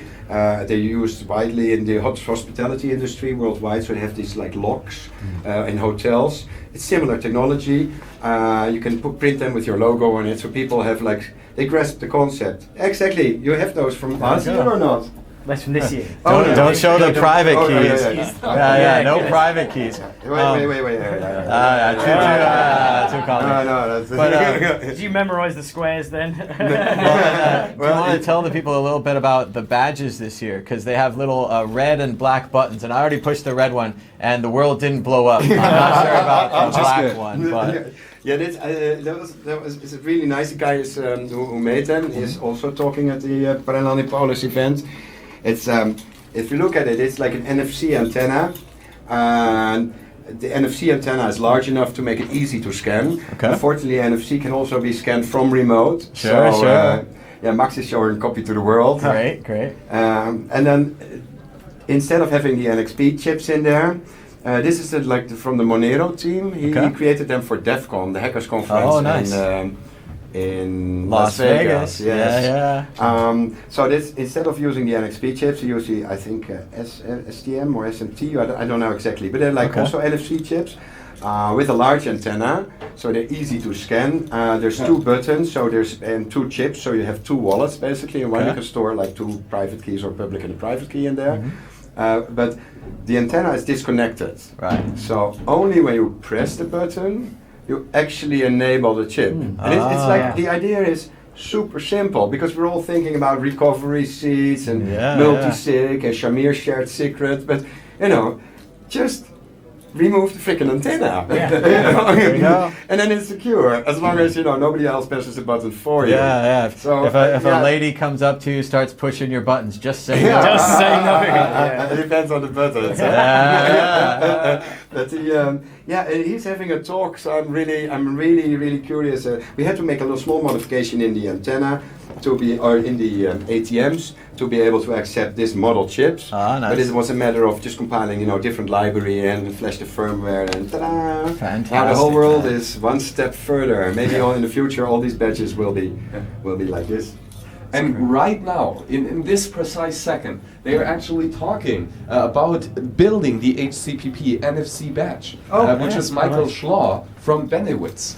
So if you think that our talk is boring, we'll go over to Switch the Paralelní channel, Police right now. But don't forget to hit that subscribe button and the bell, Yeah. so you get the notifications. Absolutely. So I'm intrigued. But in terms of the ATMs, what's the most sophisticated scam or that you've seen in terms of ATMs? Because obviously you can get card readers in the normal ATMs. Have you seen anything that's that advanced yet in terms of? Yeah, not too long ago. I think one of the main, ZDNet. One of some publications, they had this vulnerability in Bitcoin ATMs. They can be hacked, and they come with an EMV chip card and everything. And they hinted that it would be general bytes machine. So we checked out the dark market where this was sold, and we checked out the listing. We checked out the seller of that exploit. He wanted $25,000 for it, which is quite a lot, but not if it would really work. We had to check, but it was pretending to be a hack for our ATMs. But our ATMs don't have an EMV chip reader. They don't use those cards at all. There's nothing. It was just a hoax. So by creating a listing on the dark web, then getting mainstream media to report some FUD, then get some would-be thieves to be stupid enough to send the scammer 25K. That was his way of making money. And then, maybe they got some EMV card in the mail, but don't count on it working. It was impossible. It was basically telling people that once you scan this card, you will get into the operator panel where it will be free, spit out all the money button. Well, it's crypto. There is no money dispensed ever without first confirming the crypto on the blockchain. So it was a scam. That's like the scam that pretended to hack ATMs. It kept me busy because I had to read. It's copy-paste journalism nowadays. People don't check any facts. Dark web, many of reporters have never visited, or they can't admit that they visited. They visited for other reasons. And then we're totally shocked, switch off the computer. I'm shocked that there's gambling in this establishment. It's happening. So that's one of the scams. Another scam we see more common, and it's unfortunately it's people that have no idea what crypto is. They get a demand letter from the government. There it is. That they have to pay X amount, and they have to pay it at a payment terminal, and then scan the following QR code, which is basically the address of the scammer. And it's primarily old people that fall for it. And even most operators have big stickers on there, do not pay any bills on this machine. Tax, only use your own wallet. But still, people don't read. So. A friend of mine has an ATM in his shop. It's kind of like a convenience store, and he says there's been 5 or 6 people that come in, and they're generally older, and they're nervous, and they're on the phone, and they won't talk to him. And he's like, "Why is this guy on the phone shoving cash bill after cash bill in his machine?" And like you're saying, it's these scams where they scare people because no one pays their taxes right. Everyone tries their best, but everyone's always like, what if I didn't report this? What if I didn't report that? Or there's another version where they say they've kidnapped one of your loved ones, send us the money, and they will talk them out of thousands of dollars just pumping into those machines, because just like with the hacker example, one of the great things or bad things about Bitcoin is once it's sent like email, it's gone. So if you send yours to a hacker and he doesn't send you the hack, or the hack doesn't work, no customer service there. And the same for all of these scams where they say they're from the government or they say they've kidnapped And it's very sad to see that these people's first introduction to cryptocurrency is losing thousands of dollars, sending it to a scammer. So try to stop them if you see them. Like Martin's saying, put a sign on your Bitcoin ATM, like the government doesn't take any tax money, don't pay any kidnappers with this money, think about what you're doing. But they're in such a tizzy when they're doing this, they've lost all their mind, and they're going to put that money in no matter what. And it's not really bad for Bitcoin and crypto in general. If their first, as you say, the first experience with crypto is losing money, that will also cause problems for the community as a whole. So I think we have like a terms of service that you can say, I want to buy, sell, read terms of service, or don't have a wallet, the different buttons. Our operators, if they start a TNC with an exclamation mark, then it forces them to actually press accept. Yes. But it's like the iTunes agreement. Did you ever read that? No, of course not. They just page through all that. South Park episode on this. But On a human centipede. You agree? But on the going back to what we said earlier about the community self-regulating, that exact story I heard as well from the same guy. And what he did was he tried to convince the lady in this specific example that she didn't need to send this person Bitcoin, and in the end he thought, I don't want to lose money, and he turned the machine off. And that's kind of you've got to try and just sort of educate people, but sometimes they can't, and so you've got to go through the extrimes of sort of shutting the ATM off to avoid unplugging it. Just going for it. Max went to Riga and you got a cold or not? All he brought back. Well, here on these great chips, right, there are these buttons to enable the NFC tag or antenna. And you have under your skin, right? Yeah, you have like, NFC chips as well. Ring and skin everywhere. But the question is, are there some buttons here as well? Or how do you make sure that nobody is stealing your crypto? Thomas asked last year, but it's like the size of a grain of rice. Wow. The antenna is like really small, and a friend of mine is a biohacker, Amal Graafstra. He's got his website Dangerous Things, where you can also get like magnet implants for your fingers, so you can become like the real Magneto. These have tiny antennas, and because they're like encased with blood or there's water around them, it's really hard to scan them. And you can scan them, it's a bit fiddly, but that's like, part of the security. Nowadays the whole world knows I got them, so I usually store business cards on them. Let them steal your business card. I think it's great, because exactly if you scan the business card, and you give me a card, and I decide to call you, then you won't see my number, you'll see my name. So even if you think, who is Martin, I don't know, and you'll pick up and say, hey Martin, long time no see, because that's you're like already in their phone, and this works for that. The ring I thought was handy for the point of sale terminal, but quite honestly, I use this one now because it's the new one, It's just the new one. All right, well, our next guest. Thanks so much, Martin, for joining us. Remember, General Bytes, Bitcoin ATM sponsored the conference. Support them, and maybe we'll get you back on here a little later, talk more about the chips. With there. That sounds great. It was a pleasure to meet you. Thank you so much, Martin. Great having you. All right, and our next guest is a masked man. He's choosing to appear on camera, though, so thank you so much. We're joined by Smuggler. Thank you so much. We talked a little last year about privacy and freedom and why you wear the mask, and it's been about a year later. What's been going on in your life, just in general, and privacy or something? I don't know. Life happened. There it is, life happened. I have a new mask. Very good. Worth an upgrade. Work is good. Nothing special. I'm sorry. Nothing special. All right. Well, how did your talk go? Have you talked yet about? No, I'm talking in like 3-4 hours. Very cool. And what are you going to talk about? It will be great. Yeah, it will be great. Excellent. I'm actually giving a talk that is not technical this year. Mm-hmm. I'm going to talk about crypto-anarchy and what crypto-anarchy is actually about, power analysis, stuff like that. So it's more for what is crypto-anarchy actually and what isn't it. So, yeah. I'll not have any friends at all. So can you give the audience a brief explanation of what crypto-anarchy is? Well, a few years ago I wasn't so sure. I thought that as long as it has crypto, it's good.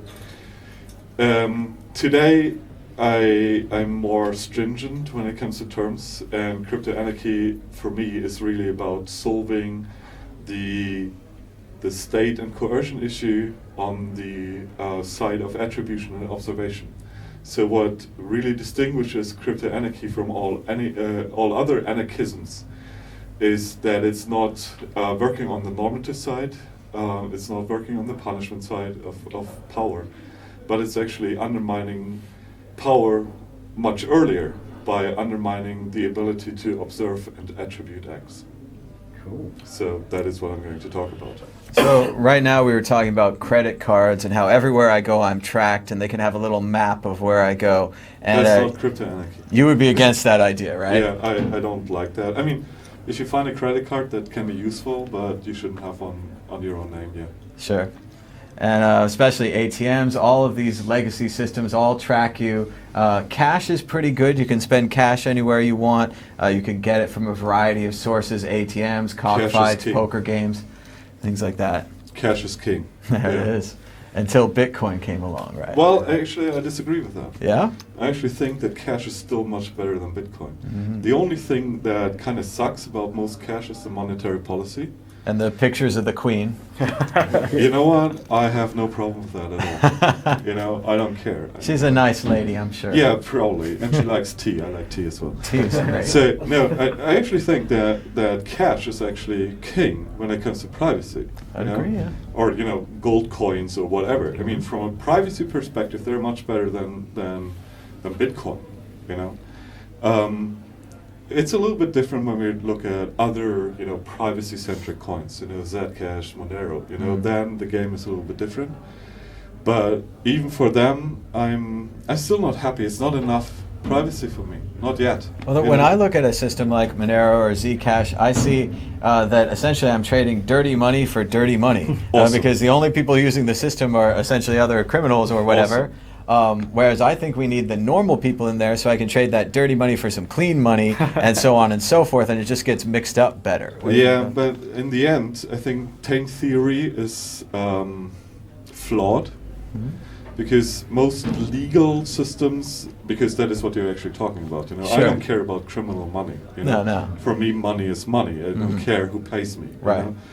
But when it comes to legal theory, any amount of dirty money can taint all your money. Sure. So mixing up might not actually be a great idea. It's false security. Mm-hmm.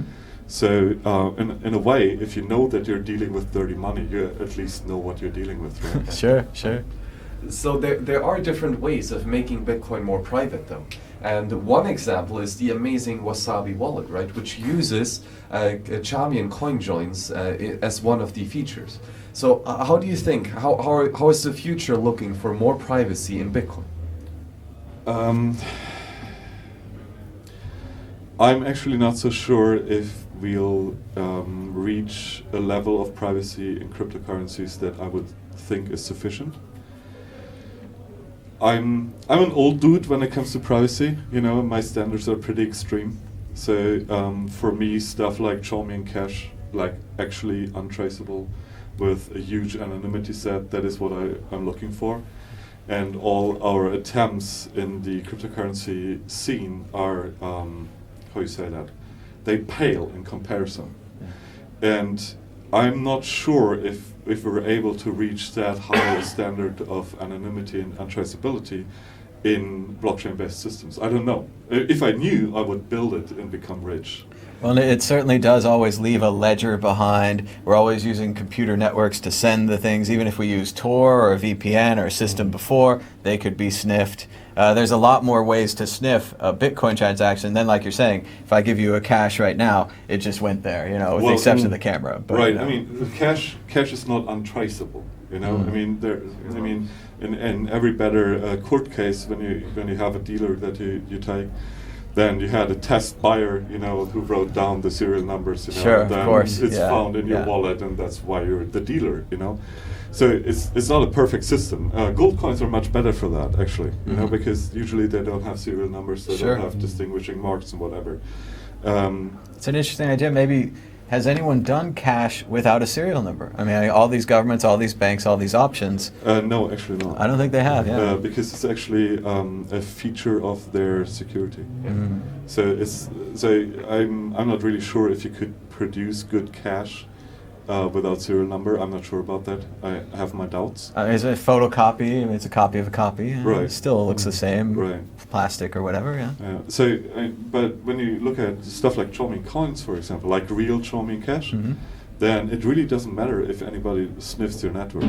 Sure. You know, it doesn't matter Yeah. because there's mathematically no link between the input coin and the output coin. You know, you have the blinding parameters, they're private, you never transmit them, you know. Yeah. So the linkage between coins is just up to you. But there is a difference, right? Because Chaumian coins, they are inherently centralized. So would you rather have a centralized but anonymous currency or a pseudonymous currency that is decentralized? I'm actually not in the decentralization crowd.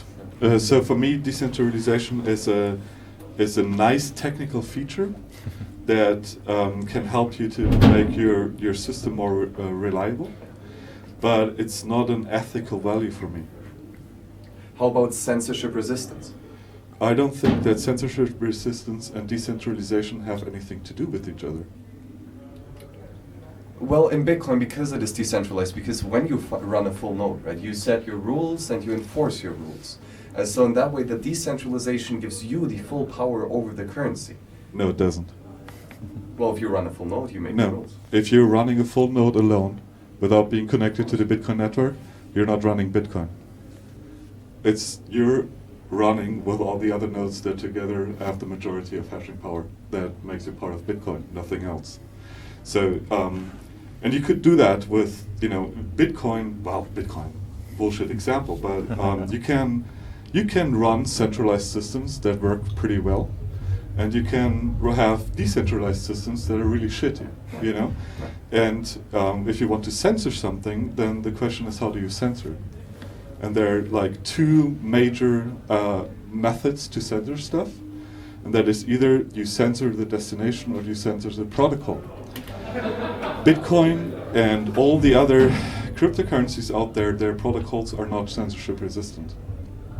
They do nothing against depackage inspection, nothing against protocol fingerprinting, and so on and so on. So if you really want to have your black box at the ISP programmed to filter out all Bitcoin traffic, actually that is trivial, So, and it doesn't matter how many nodes you have, as soon as you can detect the protocol, you're doomed, When it comes to nodes, even there, it's just a question of if your attacker wants to do it.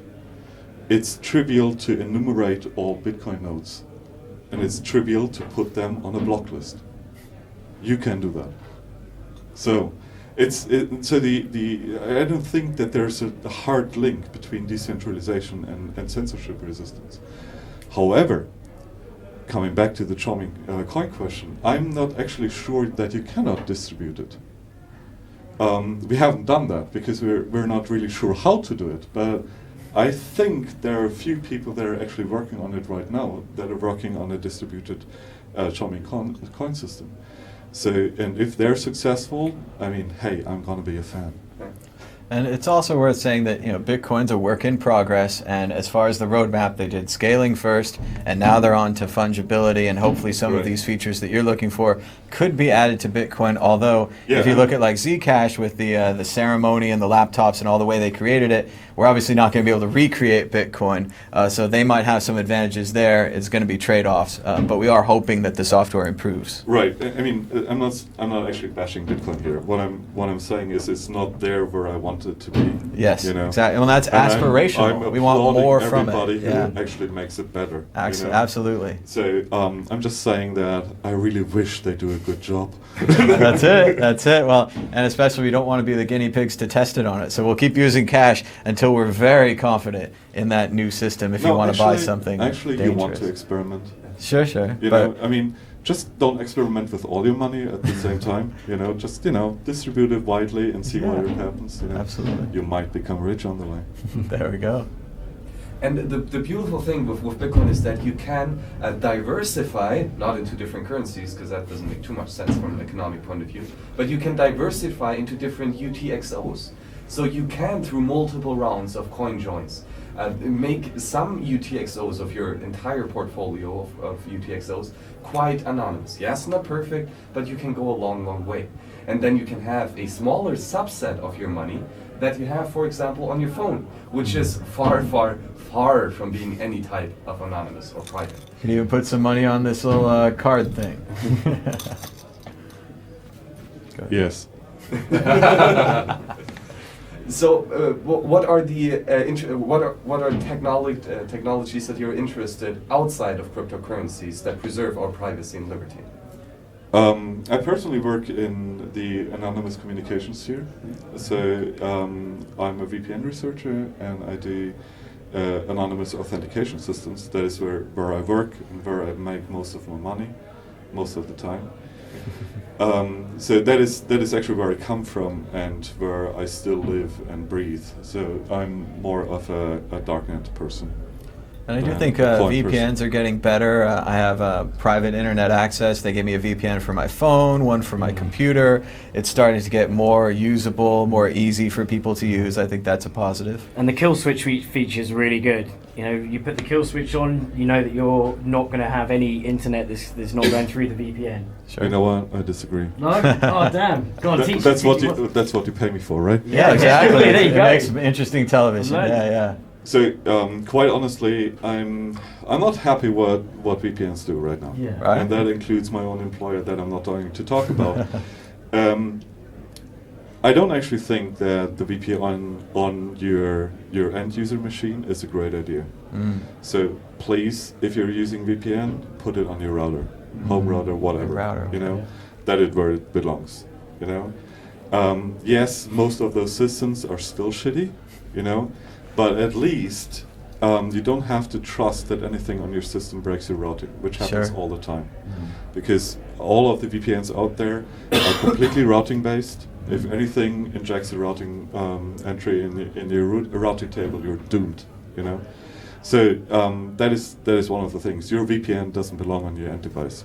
Do you think that it should be at the router level in the router software, or could there be another box in front of the router, like a VPN box that you would plug into first? I mean, that is what the company I work for, what they do is basically they have a hardware device that you click between your end user computer and the router. Yeah. And that captures all your traffic. Great. And then routes it to the internet via multiple VPNs connections, so you have a little bit of failover, and so that the signal connection doesn't spike when it comes to traffic, because that is one of the things that are easy to detect on VPNs. Is traffic spikes, so you kind of want to normalize it over multiple connections. And the other thing that is a real issue with VPN providers today is you kind of have to trust them. There are very few VPN providers out there that actually do something that justifies trust in them. Most of them are just, okay, we're not keeping logs. You know, that's kind of the standard sales argument. You know? And there's not much else the end user can do except kind of trust it. We're not going to investigate it level by level. We push the on button. We think it's working. Yeah. That's kind of the best you're going to get out of an end user. Yeah, that is right now. That is the how the industry works, and I'm relatively suspicious myself when it comes to a lot of VPNs. Now, the thing is that there are a few VPN providers, at least, that have multi-hop VPNs, so where you're not directly talking to the VPN terminator, but have another node between it. There's at least one VPN provider that does that with multiple parties, so it's not the same company that runs the exit nodes and the entry nodes. Sure. They're not in the same jurisdiction. They're not. That's good. Yeah, you can't sue it out of them. Yeah, exactly. It's much harder. Yeah. Exactly, and then there's the whole issue, and that is the commonplace in the VPN industry, that all the authentication is user bound, account bound, and it's done by the VPN protocol itself, which means that the terminator actually can recognize sessions and can link sessions together, which is really shit. And there's exactly one VPN provider I'm aware of that does out-of-bound authentication, so it's not the terminator that does the authentication. Every connection actually looks the same, and there's a third layer on top of it that does the authentication without the terminator knowing that, and which is user verifiable. So, and that is the state of the industry right now, and well, my job is actually to change that. There it is. So sounds great. We'll see. Yes. Yeah. So when you are mobile, is there a solution, a VPN solution, or what's the best method of keeping your mobile safe, secure, private? I don't think that mobile and secure really come together. That's fair. Yeah. End of answer. There's no hope. No, well, there is hope. The thing what I use a lot is I have an LTE router, like just a box with an LTE router, and connected to that is a little VPN router. Right. Okay. Yeah. And I have that in my backpack. Interesting. And then I connect to that with my tablet. So it's a mobile VPN router. that It's a goes mobile connects VPN to router. you. Yeah, Okay, I interesting. mean, it kind of looks shit because you have like the VPN router, then you have the LTE router, and then you have a big battery pack. You know, people at airports get suspicious. Yeah. Yeah. Well, and that is, the inherent trade-off between usability and security, Yeah. between usability and privacy. And we want to make this trade-off as small as possible. So how much do you think can we make security and privacy the default and usable? I actually think that a lot of usability is something that really depends on the requests that the user has to the system. So what is he used to use? And there are certain behaviors that are incompatible with privacy and security. And no matter how much technology we throw at it, if the user doesn't change certain things, we'll never be able to give him good security. For example? Using the web.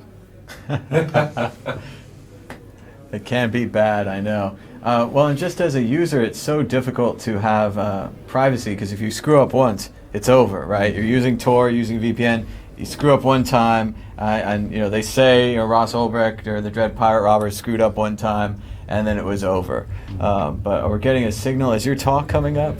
No. Okay, well, Just my boss coming. Good. But what do you think, from a user perspective? Can we make it easier on them? Can we fix them from saving this mistake? Well, is it a hardware box? What do you think? Hardware box is a good idea because the less you can change about the system, the less the software that you install can break your system, the better. Sure. However, it's not that one mistake breaks you forever. So yeah, it's shit if you lose your privacy on a single connection. Sure. But you will send different data with the next connection. I mean, it will be one connection where you send whatever your bank account details. And you fail on that. I mean, poor you. But the next connection might be a dick pic. And you still want that private. So just because you fail once doesn't mean that you should drop the whole thing and say it's over. No, I mean, do the best you can, do as often as you can, and when you fail, okay, most likely you're not going to end in trouble with it. Most people are boring as we are. Exactly. So, yeah, you want to protect your privacy, but in the end, it's the whole picture that you want to protect. And just because one little thing slips out doesn't mean that you have to become a digital slave for the rest of your life. That's an excellent point. We're done here? I think we've done all right, yeah. People should get a VPN. They should get a VPN router. box, a router, like you're saying, and that you can improve your privacy on the internet. What would you say to people that say VPNs are too slow and that I'm in a big hurry? You have to pay for your protection, and there are technical inherent aspects of a VPN that will make it slower than your direct connection to your all-sniffing ISP. Sure. And it's actually we have like these two things, bandwidth and latency. Both of them we call speed. But in the end, yes, you want good enough bandwidth, but you also don't want the greatest bandwidth. Because there are not that many people on the planet with the greatest bandwidth. Sure, yeah. And if you're the only one who does 100 megabits, then you stick out like a sore thumb. That's right. You know, so kind of number one, go to a VPN provider that actually does bandwidth limiting to protect your privacy. Mm-hmm. You know, so you kind of want to be evened out with most other users, and not be the one guy who says I'm living in Silicon Valley. And the other thing is latency. Yeah. So latency is the time that a package needs to reach the destination. Now, if you have very low latency, what you can be sure of is that your VPN provider sits exactly on the route you would take anyways. Yeah. So that likely means that he's in the same jurisdiction as you are, you know, or at least connected to the same internet exchanges. So the amount of protection you can actually get from him is limited. What you really want is a provider that is multi-jurisdictional, which means there is a lot of cabling between them. Yes, that increases latency. So yeah, it's the price you pay for privacy. And what do you think about people that use free VPNs? Is that a good idea, or should There's they no pay? such thing as a free thing. You Yeah, know? yeah. I mean, honestly, I look at VPN providers as my day job, you know? Sure. And if I see a VPN provider that charges me €3 a month, I get suspicious. That's right. Because I actually know what it costs to run such a thing. Yeah, yeah. And I wonder how they actually make a profit. No, actually, how they get their costs covered. Sure. So what are they doing exactly? You know? Every once in a while, we sniff your private keys. Only Yeah. sometimes, though. Only Every now and sometimes. then. Yeah, yeah. Well, that's probably not what they're doing. Sure. But what is much more likely, and there are stories about that out there, that certain companies have discovered that VPNs are actually very good for getting marketing data. Because you can get global traffic from different user groups and see what they're serving. Yeah. You know, I mean, that's not the worst of all ideas, you know. So I would actually go to a VPN provider that can actually argue for his price. That is the question. You know, so if you're suspicious, talk with your VPN provider and ask them, what's your pricing model? Why does it cost this amount and not that amount? Sure. You know, and then see what they say. And then there are some that talk bullshit, and you will recognize that. And there are some that make an argument, and there is others that will say, this is our argument, and it's great, plus we want to get rich. There it is. And I think that's not that bad. All right. Well, thank you so much, Smuggler, for joining us. It was great talking Always. to you. And we just want to educate everybody about VPNs and how they can have privacy, even with all the Facebooks and all the other things going on out there. Perfect. Thank you so much. Thank you. Bye. Great, It's thanks been a for pleasure joining us. talking to you. All right. Absolutely, man. Well, like So- that. Pleasure, man. Thank you. And looks like we're joined by our next guest. Well, you know, not stop. That's- One in, one out. And Oh, another and tally Tallycoin. coin. Isn't All that right. amazing? Remember, you can always donate Bitcoin in the corner of the screen down there for Tallycoin. It'll make a little sound. If you donate too much Bitcoin, it'll make too many sounds. So please don't donate too much. That would suck. So we're joined by Paul, and I know we talked to you last year about CRISPR and gene editing right, technology. We had a little chat.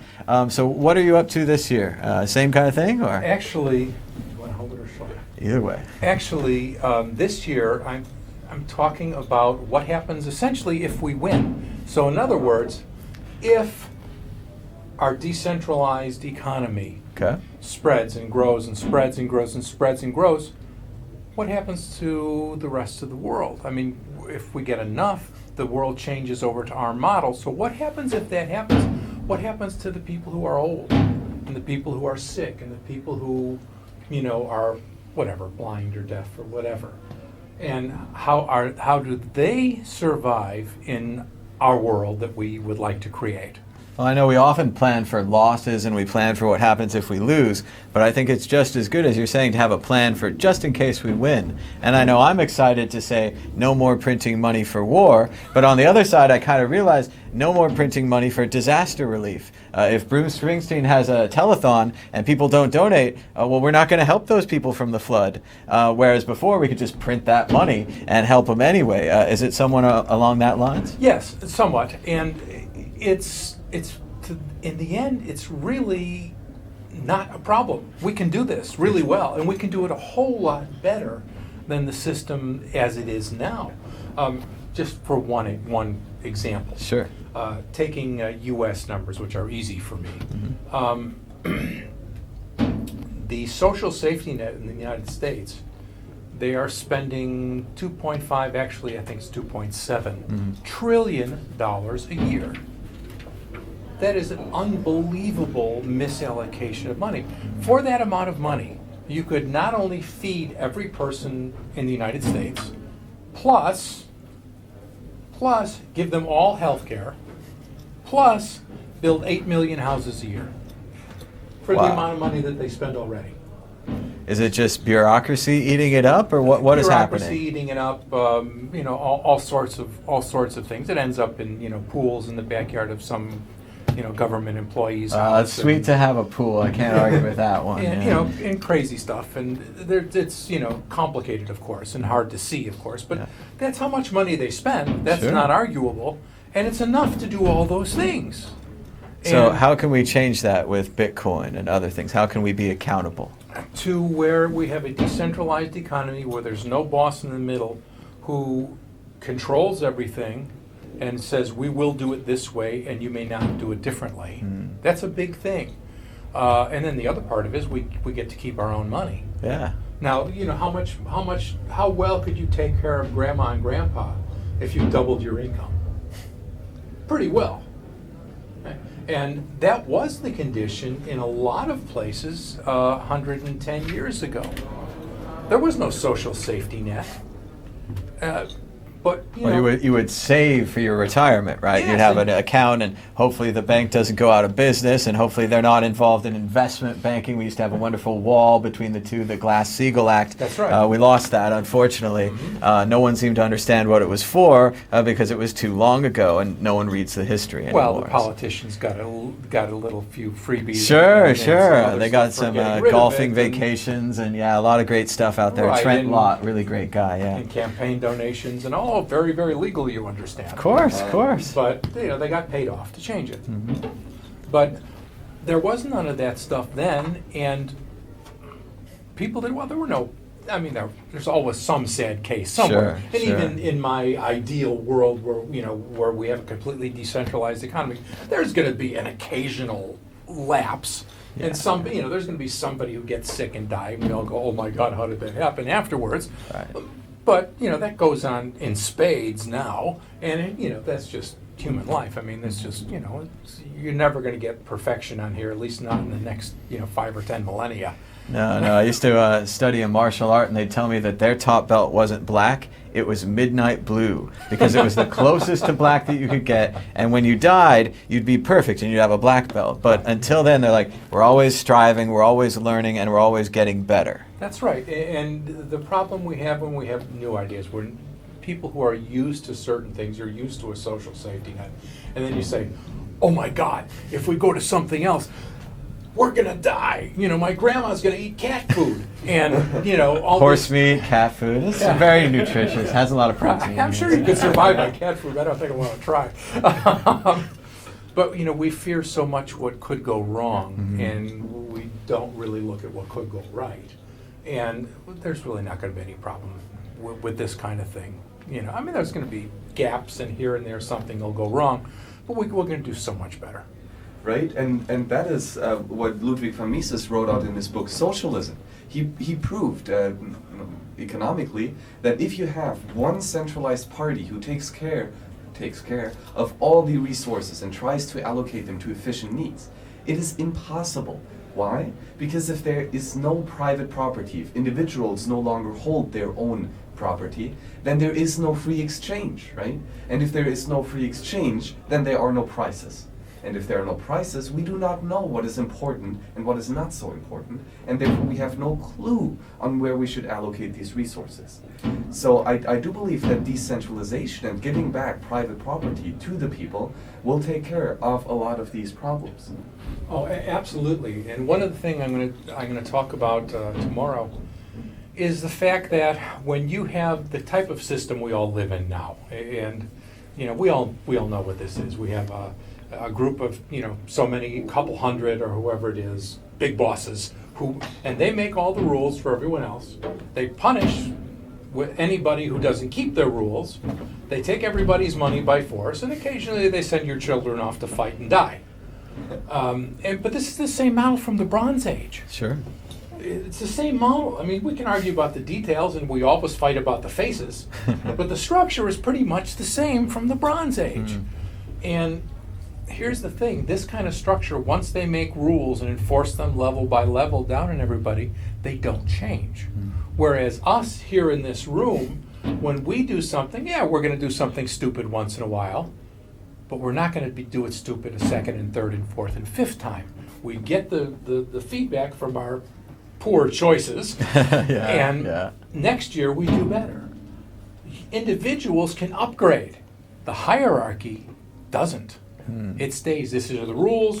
That's it. Those are the rules. Even if it changes once 100 years, it's once 100 years. Yeah, it's not quite fast enough for the rest of us. Yeah, and once those are in place, that's the way it is. That's the way the system works. You have to fill out Form XYZ to get this, and this is the way the system works. But if it's a crappy way to operate, if it doesn't work well, which, I mean, come on, how often does it really? It can't change. Whereas any individual can change on a dime. You can change at any time, and people do. And so to handle things a decentralized way is better from an information standpoint, information transfer. It's better because everybody can adapt when they have to. It's better in a whole host of ways. So how would you change this with Bitcoin? Are we talking like a basic income here, or what are you looking at? No, just let everybody do what they want to do. And don't stop them. That sounds a little hard for the government to take. You know, they love to have things. I know Max and I talk all the time about the kind of the end of Keynesianism, where now you say, well, the government should print some more money and put it in the economy, or they should print less money and take it out of the economy. And if we say, okay, Bitcoin is the only money in the world, they just lost their ability to print, and they also lost their ability to burn. They're both gone. Oh, right, they lose everything. Because they're built upon a model of, look, let's face it, what is the model of governance that we all know on a daily basis? It is do what we say or we're going to hurt you. Sure, that's force. It. Okay, that's the model. And it is, for cooperation, it's difficult to imagine a worse model. And what we need is cooperation, because we already grow enough food to feed everybody. And we could grow a lot more. Sure. We already know how to build houses for everybody. We know enough how to build cars and roads and for everybody. It's not a problem. It's only a problem with cooperation. We could put solar panels in the desert. Tesla had a way of creating infinite energy and wirelessly broadcasting it, but JP Morgan didn't like it because they couldn't figure out how to charge on a meter basis. They couldn't meter that free energy. So yeah, we could do these things, but why don't we? Because we have these monopolistic organizations that are standing in the way and say, you shall do what we say and you shall not do otherwise, backed up by violence. And if we take away the money, do we take away their ability to buy that violence? Oh, yeah. Oh, absolutely.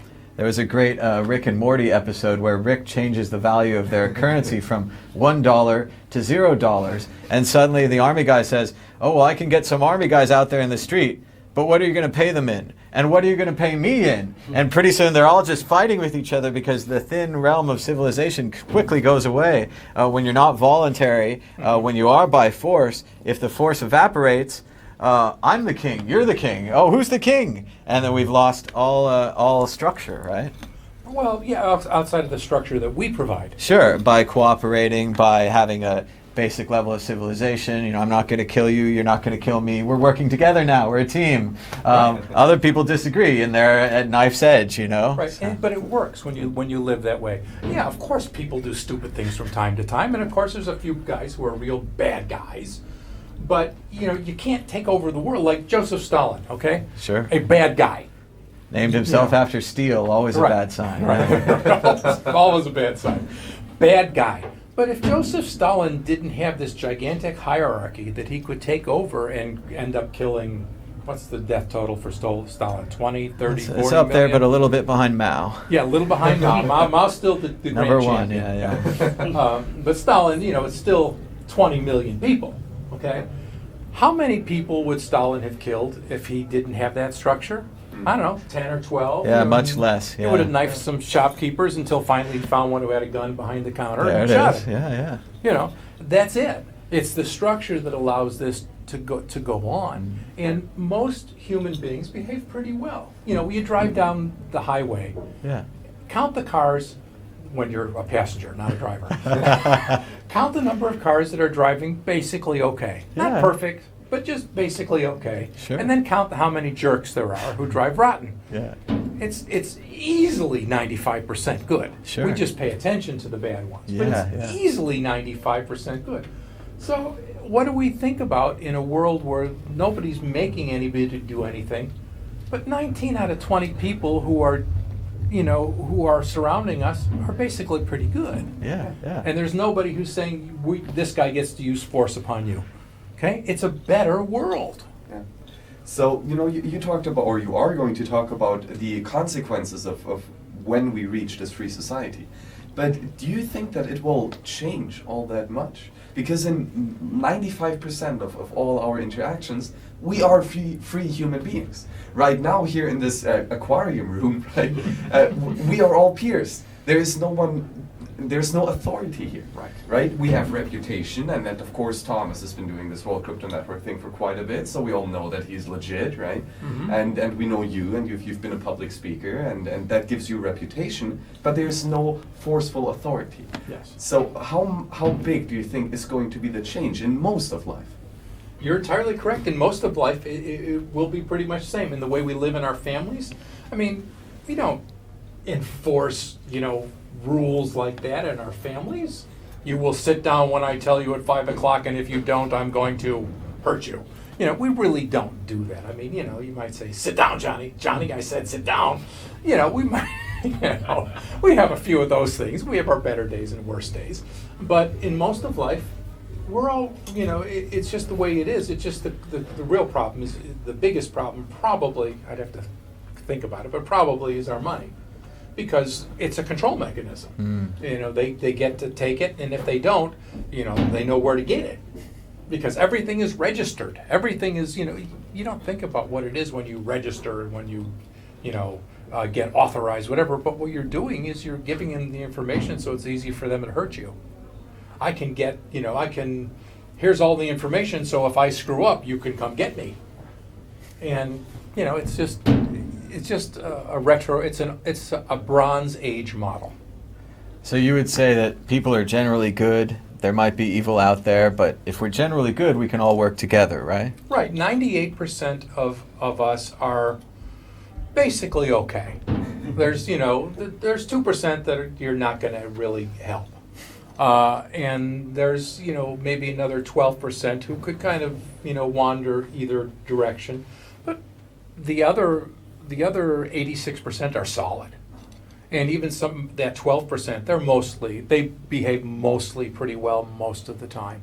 I mean, most of us do. You look in your life, most people behave pretty well. We notice the stupidities. Okay, we all have stupidities now and then, but it's one day. Or it's, one little season, and then the rest of our lives we live pretty well. So 95 is a minimum figure for how many people are behaving basically okay, basically all the time. And I think we can, if we start to aspire to greater things, we can take that base of 86% and we can work on building it upward. Whereas so many times we aspire towards worse things and we say, we have to limit the evil or we have to have less evil. And I think that's a negative way of looking at it. If we have more good, the opposite of the Google slogan, I think we can really do something and get better. Whereas Google, they were always don't be evil. And that to me said, everything up to evil is okay. So you can push that line as far as you can. And now they've even changed it. They're like, whatever. We used to be not evil. Now we're just out for the money. But, we can build on this. We can make it better, right? And we take our mind off this fear all the time. What could go wrong? What here? What there? This could happen. Oh my God, terrorists could blow this up if we don't have everybody's blood type.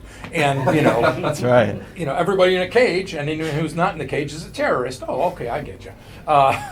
And it's a life built upon fear, and fear makes humans stupid. Yeah, it does. Yeah. I mean, it really does. And we don't need to focus on fear all the time. Yeah, okay, there's going to be one time in life maybe you've got to, push somebody or, God forbid, shoot somebody. But once in life, man, and that's and usually not even that. Yeah. But we really do have to stress the importance of self-defense, right? If you are being violated in your rights and your property, then you need to do something about that, right? And that is a justification of using defensive force to fend off aggressive violence. When you say that we only have to use this defensive violence once or twice, is that then a justification of living a more free life and having different types of I don't know where I'm going with this. I think I get the idea.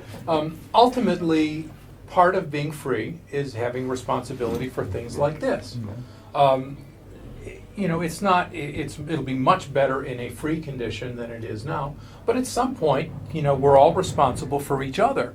So if you see a crime in progress, let's say, well, everyone, it's kind of scary. Gee, do I have to run into an armed robbery? And I don't think I'm ready to do that. And that guy's really scary, and I don't want to, Maybe he has a mask. But the issue is, do something, okay? Whether it's to call your friend and tell him, or to throw rocks at the guy, right. or to scream, or whatever. Do something, not nothing. And if we do that, it becomes actually a web of safety. Because right now, the only people who are allowed to respond to any type of offense are a fraction of 1%, and they may or may not be corrupt. Yeah. And what if the aforementioned 19 out of 20 people are going to do something? Maybe if you're 25 years old and you're a young, strong guy, and maybe you want to run in there, But if you're a granny or something else, or an old guy or young or whatever, or just not feeling very well, throw rocks. Right. Call people, raise a fuss, do something, and all of a sudden there's 19 good guys and one bad guy. He's not going to be a bad guy for too long.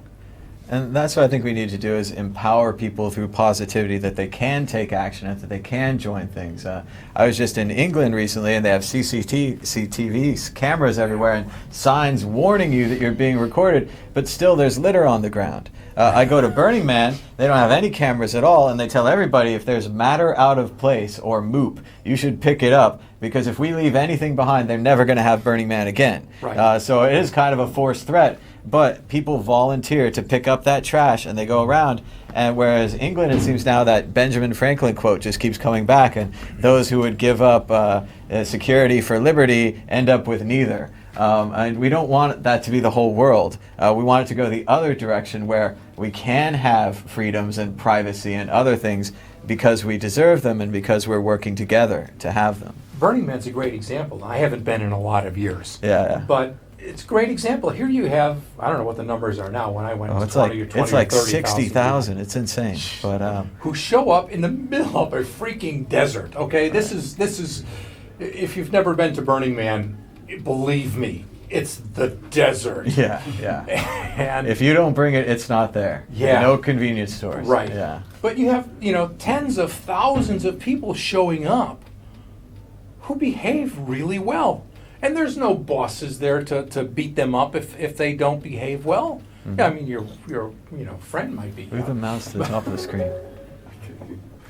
But it works really well. And there are people who show up who are doctors, who show up just to donate their time in case anybody needs anything. And if someone needs water, they need food, or they need help, people will just give it to you. They'll just give it to you. And it was hard. They had to carry it all the way out there to the desert. They had to plan and stuff, and maybe you didn't plan as well, or it's your first time or something. But they will help you out there because, again, it's the desert, and you can be, we're humans in the desert together, Yes, and it works, and it's worked for many, many years. It just works well.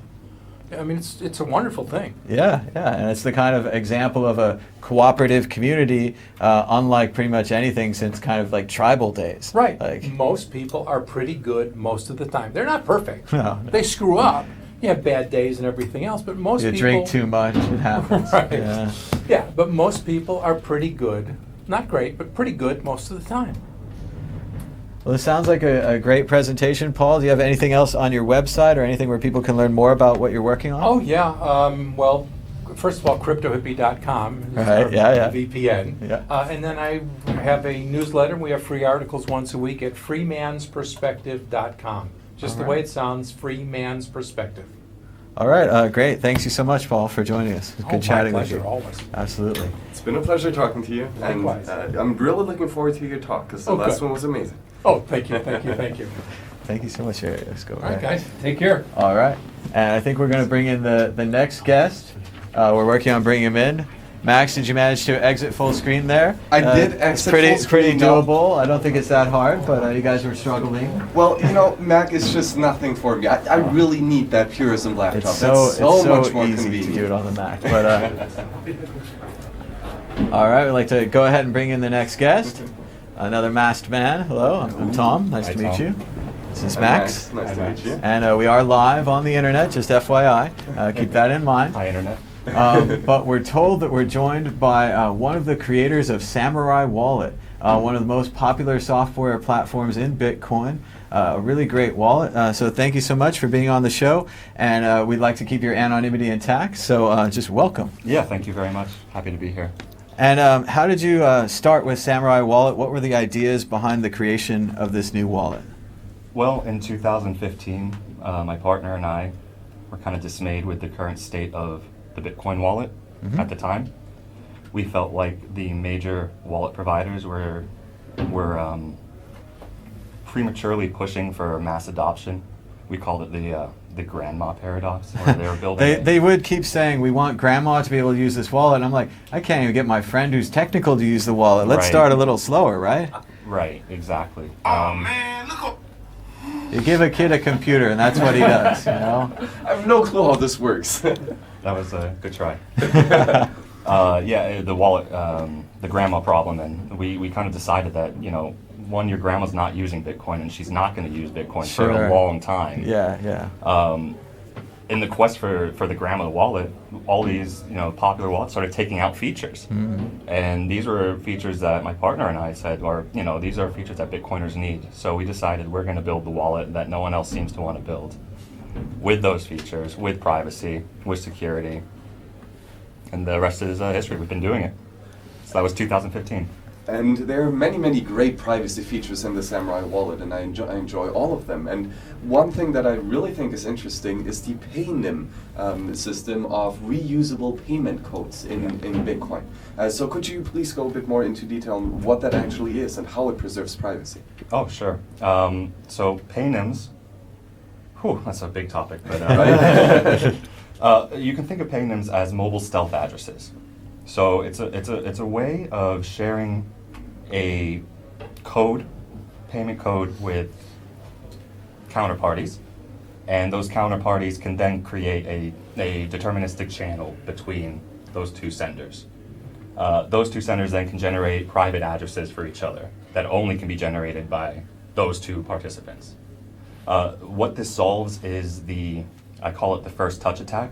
It's like, hey, I am Mad Bitcoins, I want you to donate me some BTC, here's my Sure. BTC address.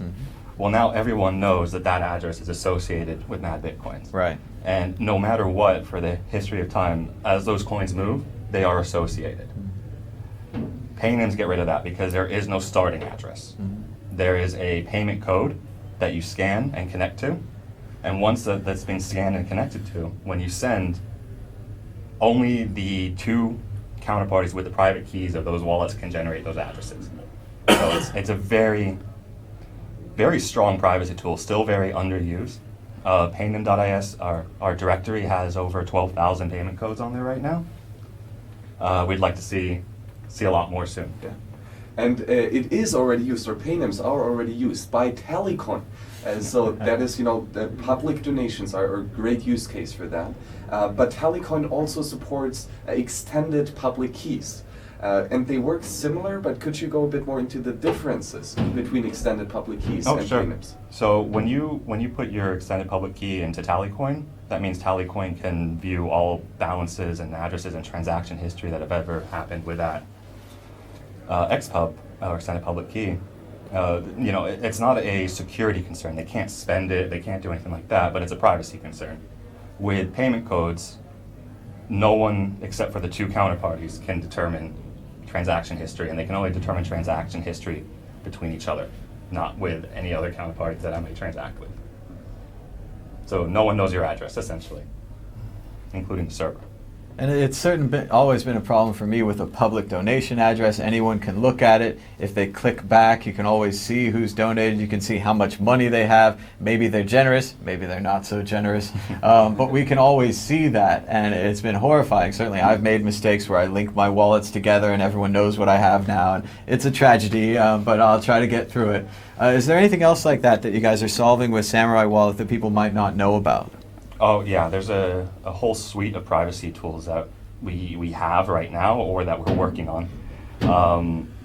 We have Ricochet in the wallet. Ricochet is a really useful tool if you're depositing into services that are somewhat vigorous in terms of their, KYC and AML policies. Sure.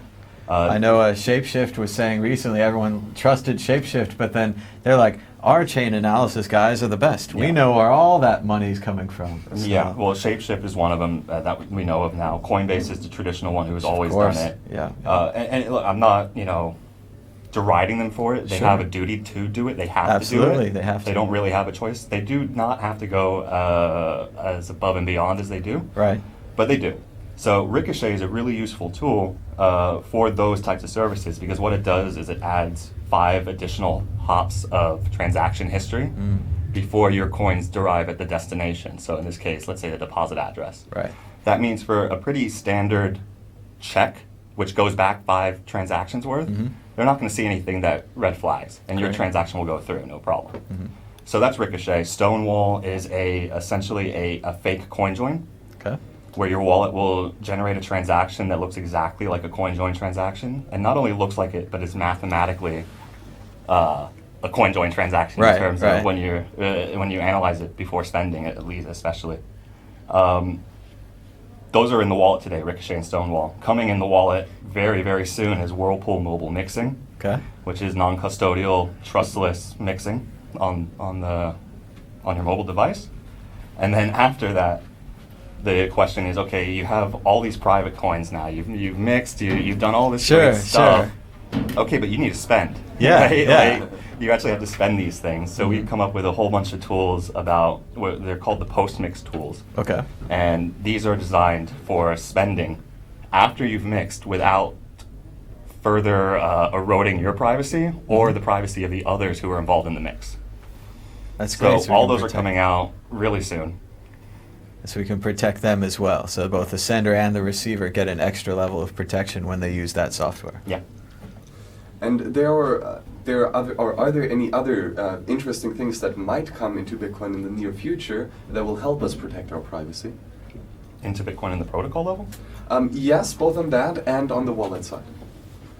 Well, I gave you a good rundown of the privacy stuff on the wallet side, at least that I'm willing to talk about publicly right now.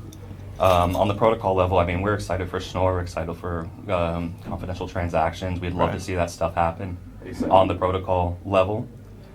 Personally, I'm not convinced we're going to see that happen on the protocol levels, at least not easily. It might take another war. What we had to do to get SegWit activated, which shouldn't have been contentious at all. I think adding privacy to the protocol layer is going to be very contentious to a lot of actors. And I don't think we saw anything with 2x or UASF. No, they were largely unorganized, not funded by governments, not the kind of well-organized attack we could see in the future. Yeah, so I anticipate that kind of landscape going forward, and that's sort of why we're building the tools that we're building. If for example, on Sunday we're going to be talking about our GoTenna mesh network, Mule Tools, offline broadcast stuff. All of that's around censorship resistance. All of that is at the point of maybe Bitcoiners have pushed governments too far at some point in the future, and they come down with an iron fist. We need to have the tools available to us to bypass that kind of response.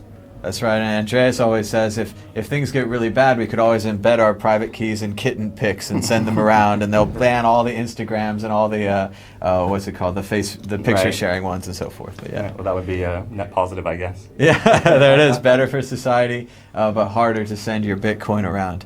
Is Samurai Wallet open source? Do you guys release the source code? Yeah, absolutely. Samurai Wallet's open source. It's licensed under the unlicensed, so you can literally do whatever you want with it. And we've been open source for a number of years now. And how do you make money with Samurai Wallet?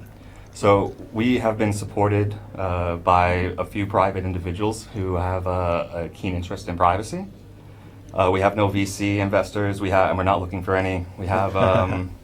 You're not announcing your ICO right here. I know this is your first time on video. It's kind of an exclusive breakthrough here. Always a good time to launch an altcoin, right? Well, keen observers will actually know that there is a Samurai token on the Counterparty network from very, very long time ago. Sure. And we actually use that to create the entity of Samurai. Oh, okay. Where my partner off camera has a certain amount of those tokens, I have a certain amount, sure. And that's how we track our ownership of a decentralized entity. So in that case, yeah, those are tokens, and you can't buy them, and we're not selling them. That's the best way to get people interested. But you can't have any of these. Yeah. what I will say though is all of our users who engage in Ricochet right now are supporting us. We take a small fee on that transaction, and it's huge for us. That really helps keep the bills paid. That keeps the servers going for the most part. So absolutely, and small transactions like that can add up. As we have our fundraiser over here, you send us $10. We do all right if 1 million people send us $10. And the same thing for Samurai Wallet. It gives you guys an incentive to get more people to use it. More people use it, you get more small fractional fees, and then you can work on new features and other things. I mean, I'll have 10 million people give me $1. Yeah. It could be lower, yeah. Or 1 million people give me, Or one person could just drop 10 million on this code right here, right now. We won't stop you. Like any of that? Yeah, if there's 10 million in there tomorrow, of course, we'll be running around to everybody. Yeah. Well, maybe, but not so sure. Trust us. Trust us. Yeah. Exactly. Well, mesh networks are really, really interesting. And a couple of friends and I had the great idea of getting a few people in our local community go tennis, right, so that we can build up this mesh network. And then one of us would get a satellite receiver and sender or transmitter that connects to the amazing Blockstream satellites. So would that be a way of using mesh networks and a satellite to transfer magic internet money? Yeah, I guess so. I think that is a good idea, right? We didn't go the route with the Blockstream satellite. That's the next step, and that would be a very cool step.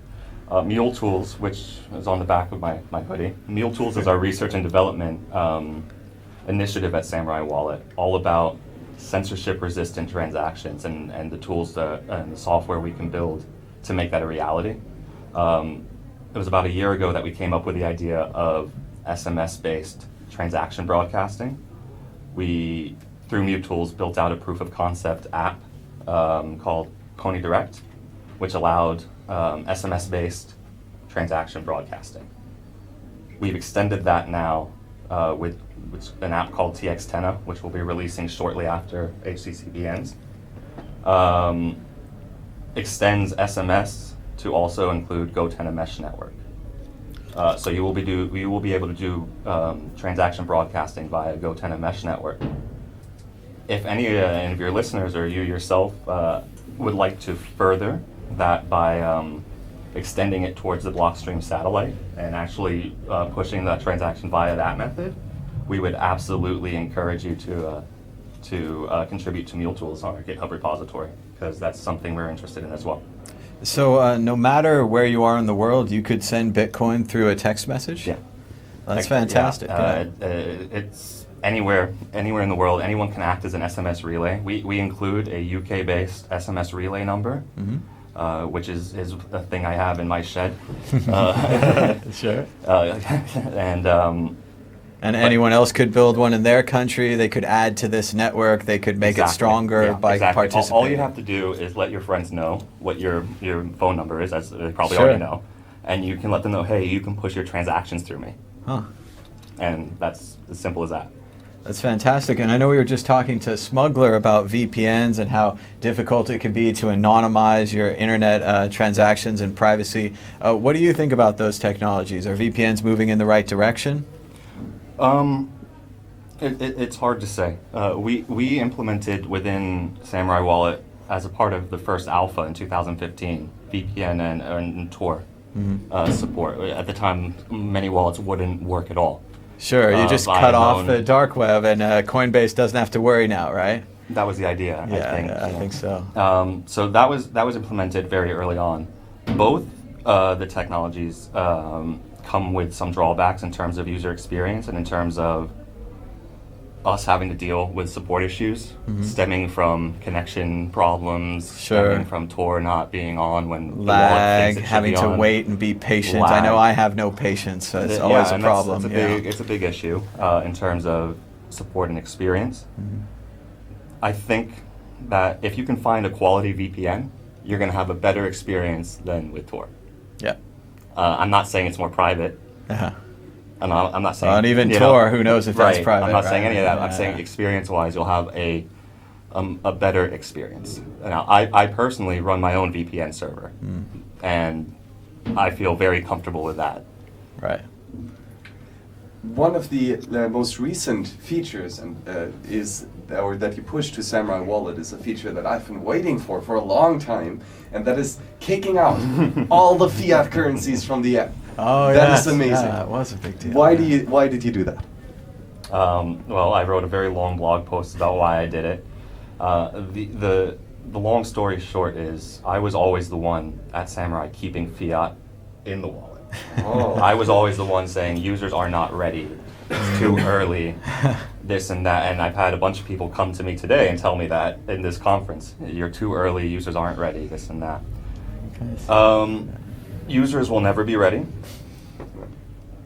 for one, and two, when you actually think about it, fiat has no place in a Bitcoin wallet because it's a Bitcoin wallet. There is no fiat in there. Most people, when they transact, they are transacting by scanning a QR code with an amount encoded. That's all you really need to worry about. So then I would say 80 to 90% of users of Samurai Wallet are scanning a QR code with an amount encoded, have zero experience loss. There is a small number of experienced Bitcoiners who do not scan QR codes with amounts encoded. Maybe they go out to eat and the restaurant shows them a QR code and tells them the amount in fiat. Oh, that'll be 12 euros. Yes, they're going to have an experience problem because now they have to figure out what the price is to get 12 euros. However, they would have had, someone else would have had the problem. The merchant would have had the problem when they looked at their wallet 2 days later and said, hey, I thought that was 12 euros, but now it's 650. What's going on? That's it, I'm done with this Bitcoin thing.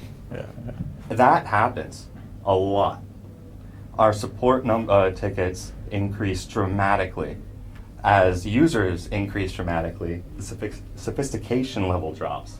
And we find ourselves teaching users, you don't have USD in your wallet, you have BTC.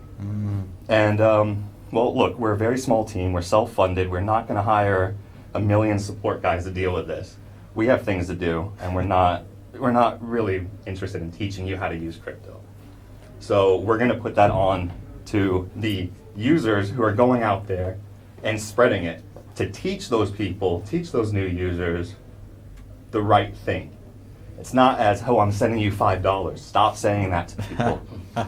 Tell them how much you're sending them in BTC or in Satoshis, and make sure they understand that the value, it changes, it fluctuates daily, minutely. Exactly, and we always say 1 Bitcoin is 1 Bitcoin. But when we have fiat amount in the wallet, that obfuscates that message. And I'm 100% with you there. We need to make sure that we are clear in saying either the Satoshi amount or the Bitcoin amount of what we are actually selling or sending, right? Because as soon as you send it, there have been happening a couple trades on Poloniex and the price has changed, right? There are exchanges happening for Bitcoin and fiat all the time, 24/7. And each exchange is going to change the price of Bitcoin. So we really have to be clear and kick out fiat, because I mean fiat is the fluctuating currency, right? Fiat is the unstable and fragile system that we want to get rid of. And if we want to have a pure sound money, we need to have that as unit of account eventually. And the sooner we go on the path, the better. Yeah. also from an experience standpoint, the wallet exchange rate was never the same as the merchant's exchange rate. Right. Yeah. And what you would actually end up happening is, even a Samurai wallet, you couldn't do this because, well, we have a competent developers. But in some wallets, honestly, if you scan a BIP21 QR code, which is a QR code with an amount encoded, some wallets will actually allow you to change the amount that you're sending, which is crazy. So what would happen is, a user would scan the QR code, let's say they're buying something for 20 euros, but the wallet says, 25 euros. They would actually change it to 20 euros and send. And of course, that's no good. That's not going to work. Yeah. BitPay used this rule or this issue as a justification for putting out BIP70, which is an enormous. Can I curse on here? Oh, absolutely. An enormous clusterfuck. all because That's a term of art anyway. all because they say at least, all because people were sending the wrong amount to them. Well, they do BIP21, scan a QR code, the wallet locks it so you can't change the amount. Done. Problem solved. I can see what you're saying about having the same amount of Bitcoin in my wallet, and every time I look at it, the same amount would be there. It's kind of relaxing, not seeing the fiat ups and downs, but it is a little early. It's kind of like Steve Jobs taking away the floppy drive and then taking away the optical drive, and recently Apple took away all my ports, and I really miss my ports. I carry around a bag full of dongles now. It's kind of the same. You'd have to Google search the amount and then agree that that's the amount, but I suppose it is just one more step. How often are you transacting that way, you personally? How often are you negotiating which It's fiat rates you're going to do versus just scanning a QR code? It's generally I'm giving out to new people. Right. I'll gift set them for $1. Maybe I should be saving at 0.001 or something. Well, that's right? why I say, as now we're putting the responsibility on the people who are going out and driving the adoption. I mean, people like you going out and evangelizing are very important, but we've become lazy doing that. That is true. Because we've done it so often. And then people think they have $1 in their account forever, and really they have a 0.001 or whatever it is. And we're happy to let them think that because it's easier to explain. It is easier to explain. Hey, I'm sending you $1 worth of Bitcoin. But they get mad. It goes to 80 cents or it goes to $1.20 and they get happy. And really it should be a Bitcoin value. Right. So it's on you now to actually, when you're evangelizing and bringing people into the fold, to really have to explain it to them, because you don't have the crutch of fiat anymore. More responsibility for me, but I'll take it. And I can see that you're also leading it forward. The kind of thing, after Apple got rid of the floppy drive, everyone got rid of the floppy drive. And I thought I couldn't live without it. How am I going to reinstall Windows and so on and so forth? But we all got through it. And thankfully, I haven't installed Windows in a long time. It's been really nice. That being said, you'll never catch me with those AirPods in my ear. Oh, they look pretty bad. It's very spacey. But yeah, I always think when people see them, I'm kind of asshole. Yeah. And the unit of account is always the last step that the money will fulfill. First, it's a store of value, first it's a digital collective or collectible. Second, it's a store of value. Third, it's a medium of exchange, and then fourth is the unit of account. So what you're doing is kind of like saddling the horse backwards, right? You're starting to change the unit of account aspect of the money, which is always the last thing that will come there. Not really. I mean, I would say we were doing that if we were a merchant and we were pricing all of our goods in BTC. Okay, yeah. But we're a Bitcoin wallet. Yeah. We only have one asset, and that's BTC.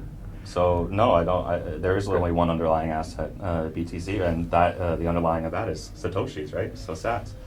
I wasn't trying to start a big push to going towards using Sats. Honestly, I just thought it was weird when you toggle, not having something to toggle to in the wallet, which before you would toggle it between BTC and fiat.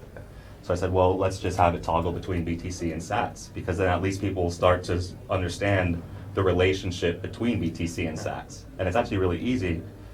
If you start on BTC, toggle it, you just see the decimal disappear, and the number of zeros change. You have an idea now. You have some sort of underlying understanding of what it is inside of your wallet.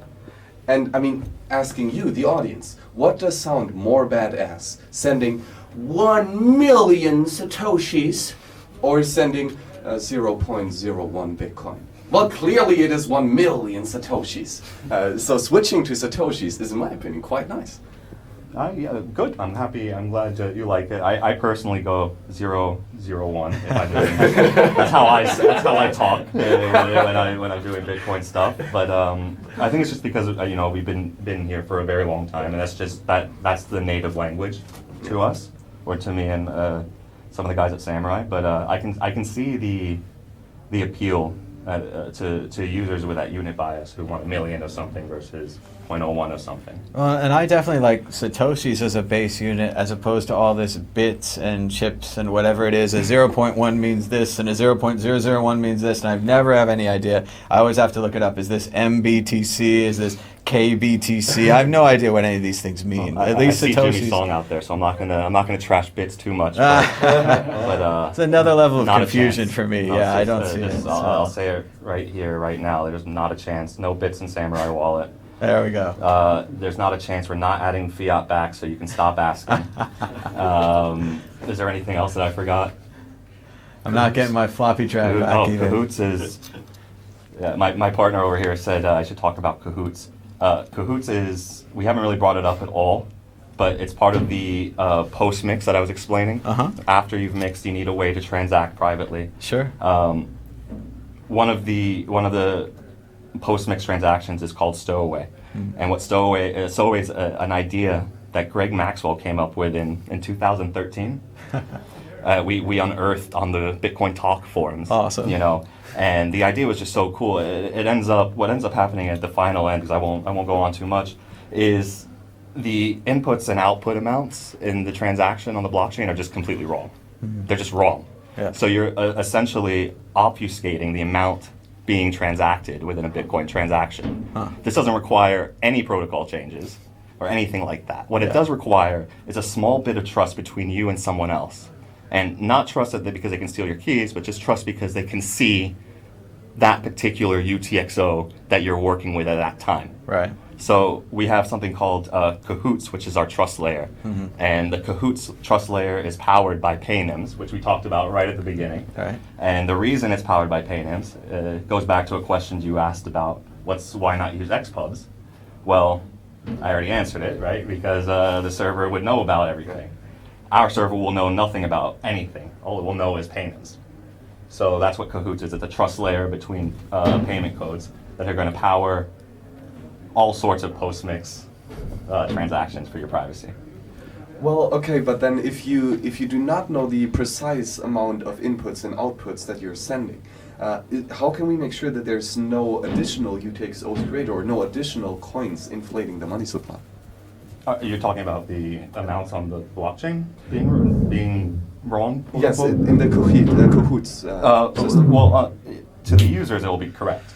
It's just to casual or to observers, it's wrong because you're essentially swapping UTXOs with people in an offline sort of way, right? So you're saying I'm gonna send 1 Bitcoin, but I'm taking one of your UTXOs, I'm adding one of my TXOs on the output side. One of them is going back to you. This one's coming back to me. Everyone's going to get the right amount of BTC that was specifically requested. But when it's not as straightforward as looking at it on the blockchain. You'll look at that on the blockchain and, well, basically you'll have to start questioning every single transaction you're looking at. Yeah. And that's a good thing. That's a very good thing. Oh yes, absolutely. Because that just muddies, it makes the set much larger. Yeah. And it gives you more privacy even if you're not using the Cahoots protocol, right? No, both parties need to be in cahoots, so to speak. Both parties need to be in cahoots for this. And again, this is something you would do after you've mixed, after you've whirlpooled. If you wanted to, spend to bit refill, for example, you would, do it as normal, but you're just saying, hey, I want this to be a cahoots or a stowaway transaction. On the blockchain, on that, if you look at that TX, the amounts might not be correct, but bit refill is getting the right amount. At the end of the day, they know what they're getting, and their wallet sees it, and you know what you've sent. Your counterparty, like I said, you have to have some sort of trust in them, or otherwise they can see the UTXOs that you're working with. It's not a security issue; it's just a privacy issue. So is this the pay-to-endpoint scheme? It's sort of like that. Yeah, I think it's a general idea, except I don't believe they're using payments. And I think this is a really great idea, what you guys are doing with Samurai Wallet, that you're both trying to protect the person sending and the person receiving, and that we're working holistically on this entire system to bring everyone up. Yeah, absolutely. I mean, absolutely right. And does it work for iPhone and Android, or what platforms? So Samurai is on Android only right now. We'll be on iOS in early next year, I would say. I'm definitely waiting. Yeah. I'm one of those iOS, pesky iOS users out there. It's in development. We have our guy, he's working hard on it. Sentinel iOS will be coming out pretty shortly after HCPP. And do you have a similar architecture? I was talking to the guy from Green Address, and he said they have an underlying layer that's kind of open source, then they're going to build the interfaces on top. Do you have something like that for the iOS and Android version, so they'd be together a little? Sort of. Yeah. We're going to be releasing open source our entire backend within the next few months. Awesome. Which will allow users to run that on top of their Bitcoin Core nodes and completely bypass our servers entirely. Excellent. Which is huge, which is really huge. Yeah, yeah. That's actually the one thing that's keeping us out of full release. In 2015, I pledged on Reddit, I said we will not go 1.0 until our backends are fully open source and you can bypass us entirely. Awesome. Until that point, you have to trust us a little bit. Yeah, yeah. It's not trust because we can't steal anything, we can't do anything like Sure. that. But, we could make you see the wrong information. Yeah. Right? Yeah. You're trusting our nodes. Mm-hmm. So this will bring the power of your node plus our software on top. That will be open source and freely available for users to download. That sounds great. I know Green Address does have kind of a centralization problem where a lot of your transactions go through their servers, and if they're logging it, then they get forced by the government to give up the logs, and suddenly everything's public again. So yeah, and it's a problem of any centralized solution like that, right? Right. Luckily, what are you really going to do with broadcast transaction logs? But it's something Still, for them to ask for. It's more strands to pull. Yeah. Yes, absolutely. It's more strands to pull. So this will be a huge win for users' privacy. Absolutely. And one feature that is already in the Samurai wallet is that you can connect to your own full node. Yeah. And why is that important and why is that useful? Well, that's another big topic of a full node. Opening a whole nother can of worms here. I said a short one. Look, it's incredibly important to run your own full node. It's really, truly only way to interact with Bitcoin without having to trust other people. So I do suggest for users who have experienced some Bitcoin, have some knowledge, to take the next step and try to run your own full node. Once you do that, you can connect your Samurai wallet to that full node, and you can use that full node right now to broadcast your transactions. So that actually solves the issue of the TX logs that Green Address would have, for example. Sure. And we have actually. We don't keep logs for I think longer than 24 hours, but Still, that's a window. Yeah. You could just be waiting there by the So machine. this in Samurai Wallet allows users to bypass that today. Within the next few months, like I said, when we release our backend, they'll not only be able to bypass our servers for transaction pushing, but they'll also be able to bypass it for everything, which like querying the blockchain, Right. getting balances, getting unspent transactions, getting all the stuff that a wallet needs to do. Sure. They'll be able to do it on their own computer. Sounds fantastic. Okay, and then maybe one last opening of a huge another can of worms is that, as far as I know, but please correct me, is that you're currently using SPVs with direct bloom filters. No. Okay, that was fast. Well, but the question is, are you planning on integrating the Neutrino client for querying with full nodes? I'm not familiar with it. Is this the new SPV type that I think Wasabi's doing as well? Yes, it was developed by Rosebeef for the Okay, labs, we're and talking about the Wasabi same has already implemented it, Yeah. and it uses inverted bloom filters, which gives you a much higher anonymity set of possible transactions that you control. Maybe. There's no plans right now. We'll see how other people's experiences are with it. Our architecture is, we've been working on this for a long time now, since 2015. It's able to scale very well. It's fast. Users who use Sentinel always come to us and say, I can't believe how fast this is. There's no syncing, there's no waiting around, there's none of that. You open it up and there's your balance. I think there's something to be said for that. And because we're releasing our open source backend, the privacy implications that you did have before by maintaining a connection to Samurai for all of this stuff is now it's been taken care of.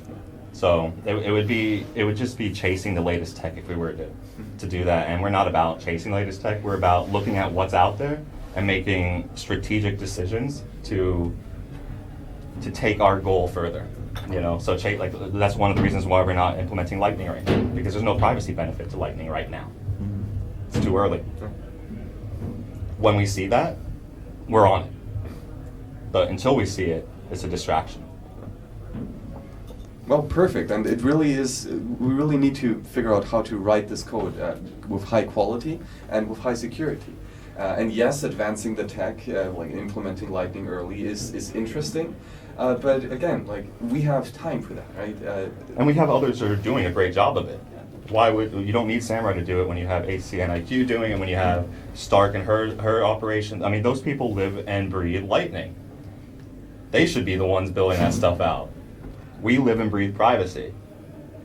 That's what we're going to focus on right now. Again, when we see that intersection, and we have ideas around where that intersection could be in Lightning.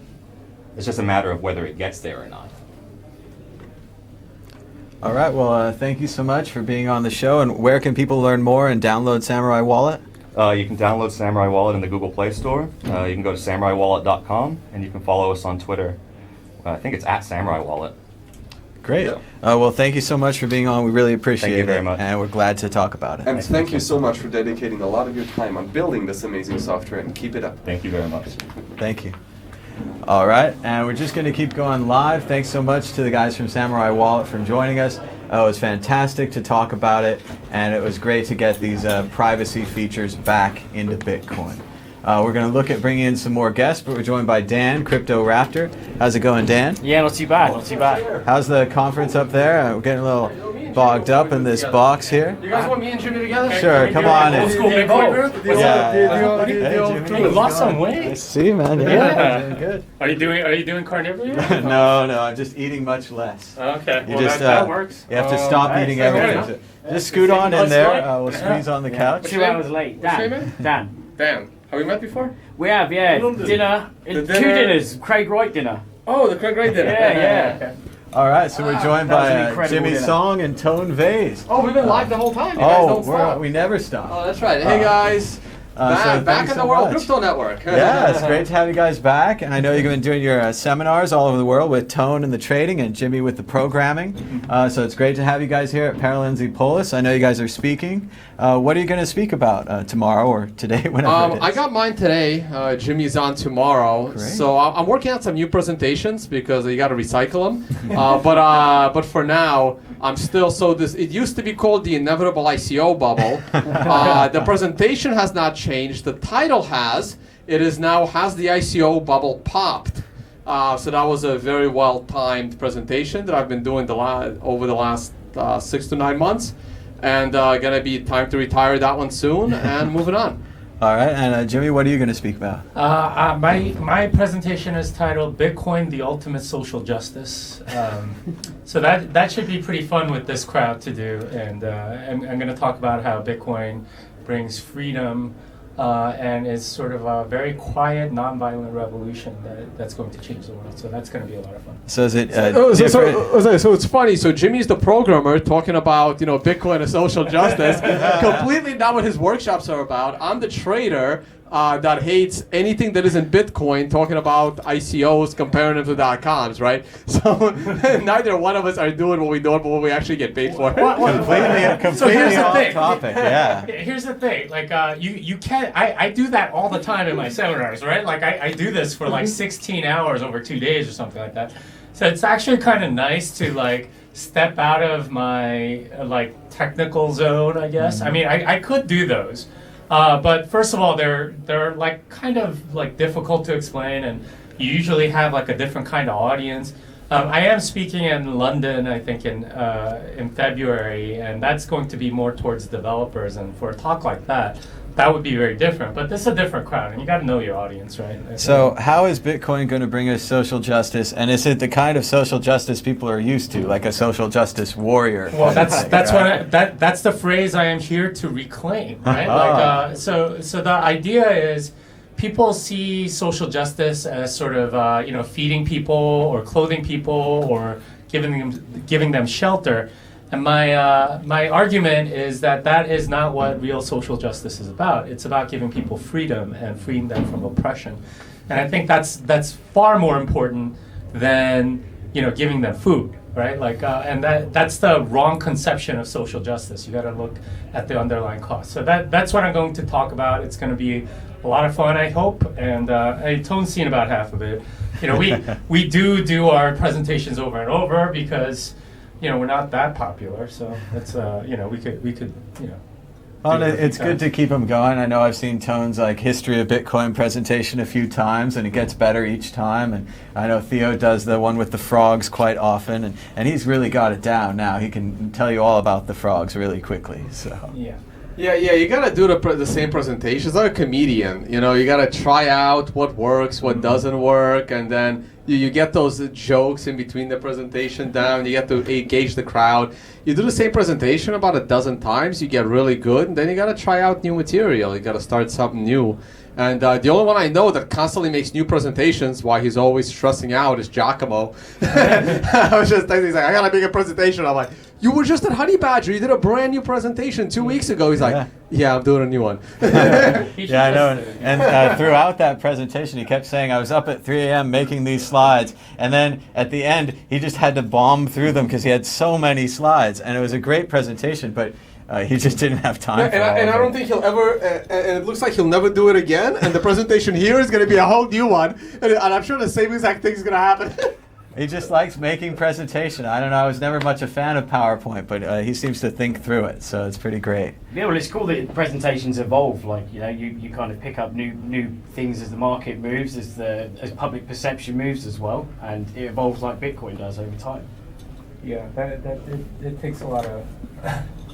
Yeah, it's nice to get some reps in, and I think that's the real key to making good speeches, and something that the crowd likes and stuff like that is just it's nothing but lots and lots of practice. And I probably will have to practice my presentation tonight and make sure all of the stuff is smoothed out. I have certain transitions that I need to pay attention to and make sure that they're solid and stuff like that. I've only given this one 3 times.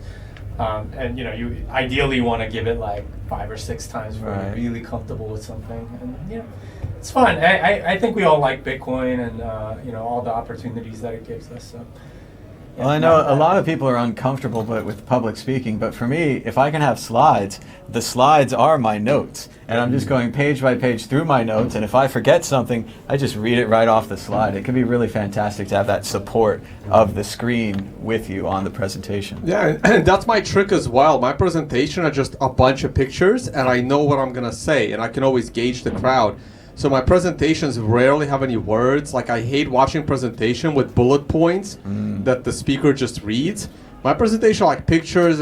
Jimmy's presentations are probably going to be a bunch of cartoon pictures, and he's really good at finding those. And it's my assistant, but yeah. And so I really like those. It's just a bunch of pictures. I have those presentations as public, and they're just a bunch of pictures. It's what you say that matters in relation with those pictures. Absolutely. Visual aids really keep the audience interesting and into your show. And also you can tell jokes through the pictures. There's a lot of unexpected humor that comes up when you put a random picture up that they're not prepared for. And it keeps people focused 100% on the words as well. If you have a load of bullet points, people are trying to read, they're also trying to listen and process at the same time.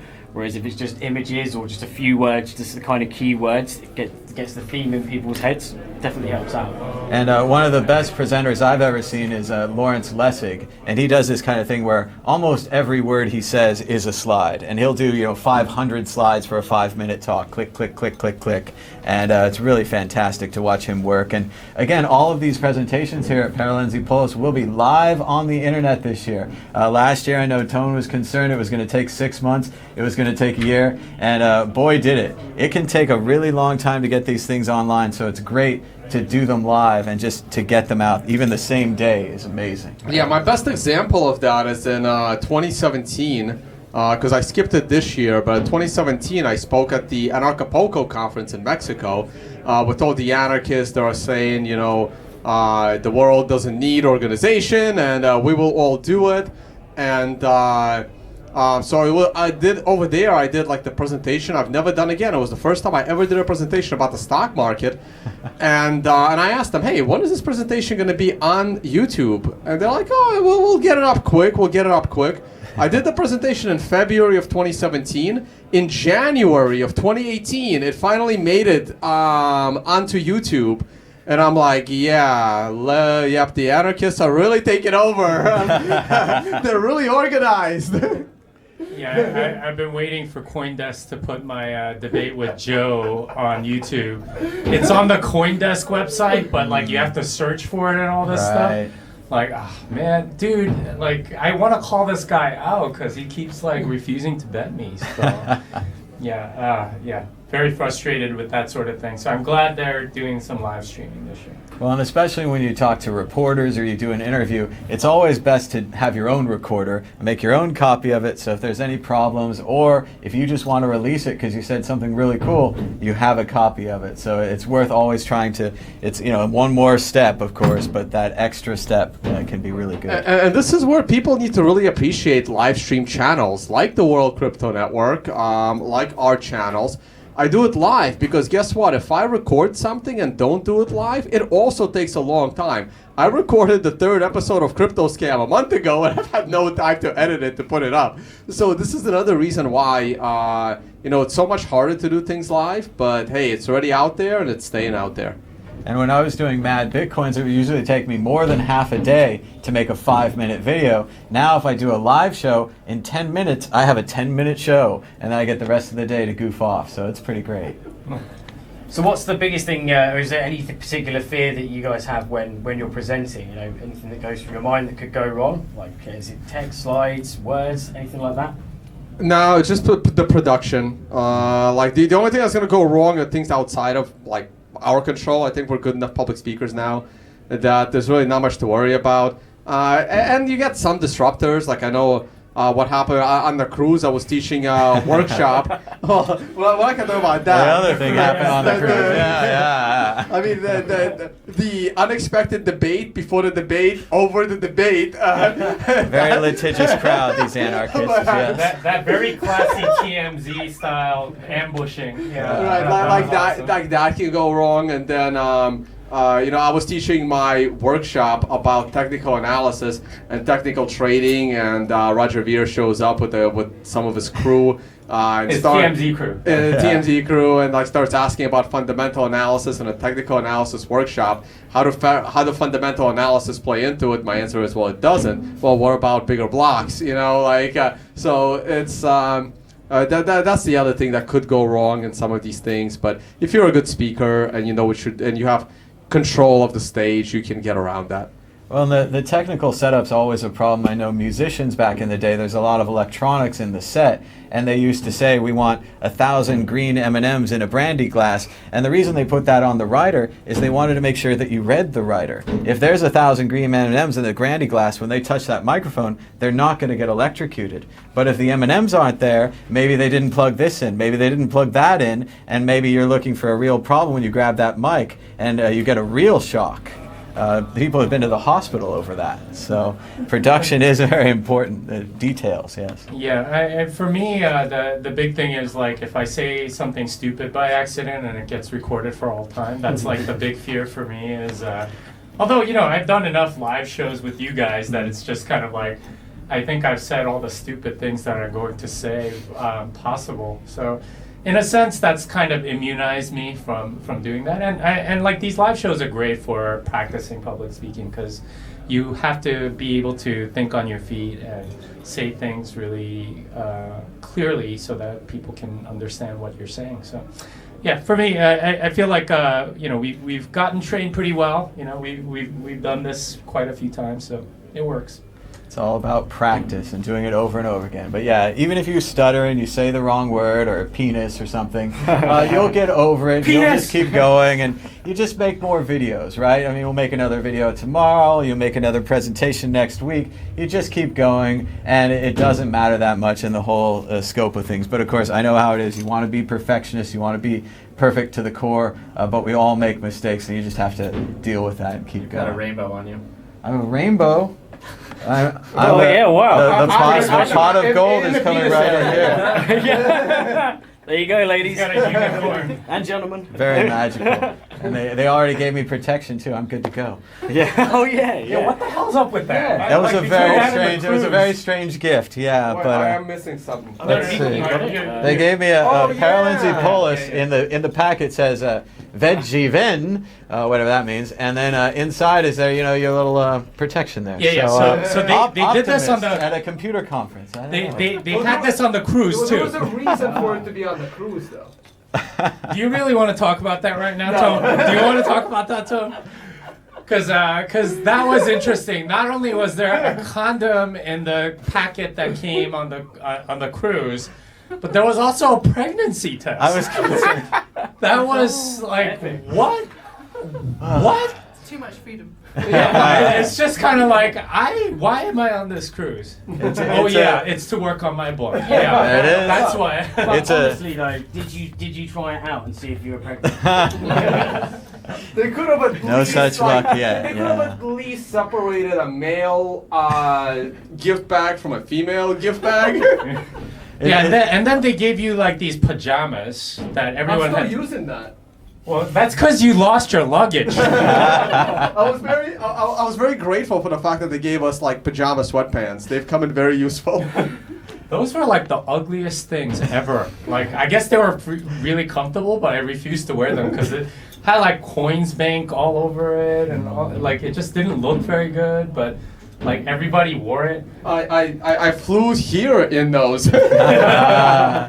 Nice. Yeah, I did notice that, like, a lot of the people that on the cruise were attractive, but as soon as they wore those pajamas, they looked nasty. That's kind of an interesting. Well, hopefully that way you won't have to use the pregnancy test. Well, maybe there was a hidden meaning, and the condom had actually got a pin through it, and the pregnancy test is to kind of show don't trust, verify. Ooh. And it could be we're trying to fool. There was a Jagermeister in there too. Yeah. It's all That's making sending sense a lot now. of mixed messages there. I'm not sure what aspirin, they expect. it was just such a strange and all kind of pills. There was a Viagra pill. There was a sleeping pill, a seasickness pill. Wait, there was a Viagra pill? I didn't see that. Yeah. Okay. You gotta be careful when you just take them all, Jimmy, without looking at the labels. That's a big problem. One hell of a ride. Yeah. See what the combination does, right? Why am I feeling certain feelings? Yeah, man. So anyway, it's good to be here. It's good. I mean, Thomas, you made your trip to Europe for the first time like a year ago. How's it been? You're now like world traveler. I'm back again. I got to go to England for the first time a couple of weeks ago. Mm-hmm. And of course, the highlight for me was the British Museum. Mm-hmm. I've never seen more treasure in one place. I got a tweet message. Guy says, don't miss the Rosetta Stone. And so I stopped everything, went to the museum guide, went down 5 floors and over. And there I am in front of the Rosetta Stone. Mm-hmm. And it's just so crazy to actually get to see this history that I've read so much about.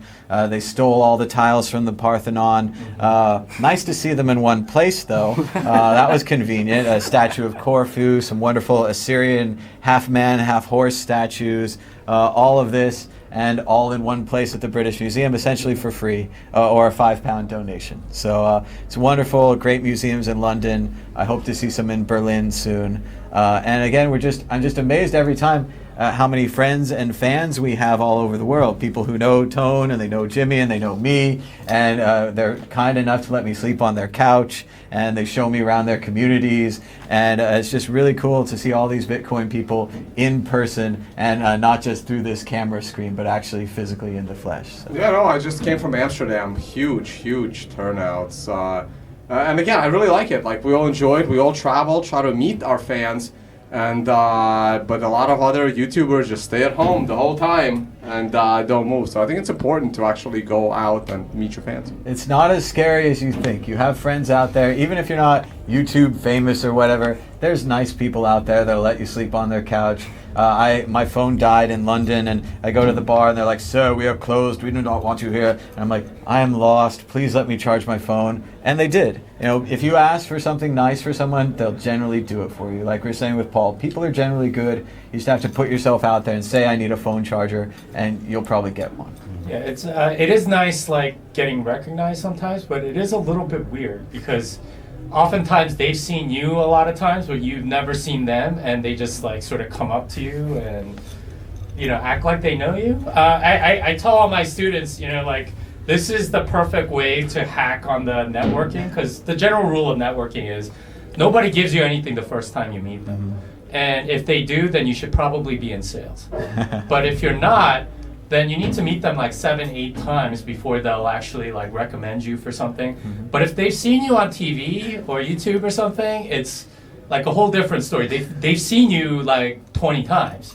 So there's like sort of this implicit trust, which is like absolutely fascinating to me, because it's like, do you really know? You've seen me on screen, but that's about it. And you know, I try to keep my private life very private. For a good reason, but you know, it's this weird dynamic that you enter into when you been recognized by people and such. It is really amazing. They all seem like they know you. They come up to me and say, like, I say, "Hi, I'm Tom," and they're like, "Oh, I know you're Tom." And like minutes later, they're telling me how they listen to me on their commute, and they listen to me with their friends, and they listen to me in the background, and then they say they listen to me in the shower. I'm like, "Oh, I never thought about that one. I never thought we'd go there, but I guess it's a good thing." And the other funny one is they always say, "I listen to you at 2x speed. Why are you talking so slowly?" I don't know how to come back with that one. I try to talk as fast as I can, but it's difficult. It's a little easier when you pre-record, but when you're live, it's very hard to speak very fast. You have to think and then you have to speak. Not a lot of people do that first step. Well, you have to do both at the same time if you actually want to speak quite quickly. Unless you're Lalu, in which case you can speak like 200 miles per hour every time. I saw a speech with him and they said, "Please slow down, please slow down." And he did for a couple of minutes, and then he went right back to talking fast. Like, he cannot do it. So Yeah, he's crazy. All right, guys. I think we gotta get going and do our own show. Yeah, we gotta do maybe a show. We'll see. People want their price analysis, but thanks so much for having us on. Maybe we'll swing by tomorrow or Sunday. You guys. That'd be great. We'll be here, and enjoy the conference. Be sure to check out Prague, the old city, the cathedral. Some beautiful stuff out there. Don't just see the building here. Yeah. Try to get we were out here of it. last year. Oh yeah. So we got I feel to walk I saw around about a half lot, of it, yeah. and then somehow I saw the other half yesterday, and even then I skipped a couple of things. There's always something more. Well, so. I'm jealous that you actually get to see stuff, because pretty much everywhere I go, I'm just stuck in a conference. I know, you're working all on your the book. time. No, we should, like, after my presentation, we should definitely sneak into Old Town, walk around for a little bit. Well, if there's get a bite to big eat, and then steak go. involved, I am. There'll be a all steak for it. involved. No, No, you know it what? has to be a big steak. I saw a place You called need proof of Crazy steak. Cow, Yeah. and they said Real our steak. steaks there will was drive you insane. Oh no, Jimmy, there was a place that I went to. It was established in like 1300 something. It still has no like lights. You're still eating under candlelight, like old school, bunch of meat. Okay, all right. It has to be at least like 32 ounces. I want at least 30. Well, I guess We'll 1 find kilogram. Let's just say 1 kilogram. We'll figure it out. You gotta switch to metric over here. Yeah. It's important. All Well, right, thanks so 2.2 much, pounds. guys, for joining us. Thank you. Thanks for having And, us on. looking forward to your presentations. They should be all on the live stream. So, All right. Tone All right, and guys. Jimmy, Thanks, good guys. stuff, guys. Yeah. Great to see you guys. Yeah, again. good. Whoop. Careful there, Jimmy. Okay. Thanks. All right. Well, it's starting to get stuffy in here, huh, It is, Dan? yeah, Can you feel the musk? It's a strong feeling. We've had a lot of people in this room today. Stuck in the glass bowl. Yeah. They call it an aquarium, and they weren't kidding either. Yeah. We are the fish. Some cool guests though. It's been really interesting. I'm surprised we had 2 masked men on the first day. That's got to be some kind of record. And just again, appreciation to Samurai Wallet for coming out and speaking to us. I know they're very anonymous. They do not put their identity out there. So to have him here talking about the new features was fantastic. Yeah. And of course, Smuggler, you can't judge a book by a cover. Very thoughtful gentleman behind the scary mask. So it changed my mind last year when I talked to him about these masked men. I thought, it's kind of absurd. There's cameras everywhere in the world. You have no chance. Certainly voice print, you're over. But he's talking more about the idea of privacy and that he should be able to be anonymous rather than that the mask actually works. I mean, it works a little bit, but we all know you're going to take the mask off eventually, and the government loves to put cameras everywhere, and we're holding 5 of them. There's 20 of them pointing at me right now. So it is pretty amazing to have these cameras and this technology. So Dan, did you catch any speeches while you're up there? No, I didn't. I literally I went up for 2 minutes and then came straight back to the fishbowl. Aha. Well, remember, all the speeches are going to be live streamed on the Paralelní Polis YouTube account. I think they're doing maybe 3 channels of live stream at the same time. And it's really amazing, like Tone was saying, sometimes it takes so long for these conferences to get online. I always kind of go immediately back to the hotel room to upload stuff because I understand the value of fresh content. And that if it's 2 weeks ago, it's an old newspaper, no one cares. But if I can get it out there in the first 2 days, it's fantastic. And then the live stream's even better than that because you can watch it all live right now. So how are we doing on time? I see it's around 4:13. Conference is still going. Live stream still going, Ryan? Live stream's still going. That's pretty impressive. We haven't heard much from the chat lately. They probably disabled my tally coin over there. But we might want to check in on the tally coin fundraiser, see how we're doing. There's some glare on that. There's some glare on that. Earlier I had a rainbow. So that was very nice, and it sounds like they want to hook up the silent disco thing, but it's kind of, well, just don't drop my laptop. I paid for that with Bcash. It's a collector's item. Should we take a break? Do you want to take a break? If we break, do you think we'll come back? Yeah, we can come back in 20. All right. Maybe we'll eat food. I've heard that's a thing that humans do. Start a new link too. All right. I was hoping someone would just put some flakes in the fishbowl for us. That's right. We keep waiting. Maybe the rainbow would have had some more nutrients than you'd think. But thanks again to everybody for joining us. Be sure to give us a thumbs up and a share. It's free, and that helps people find the show. We're going to be back again soon with more live streaming. If not, we'll be back tomorrow and the next day. It's a 3-day conference here at Paralelní Polis in Prague, and it's going to be fantastic. So thanks so much for joining us.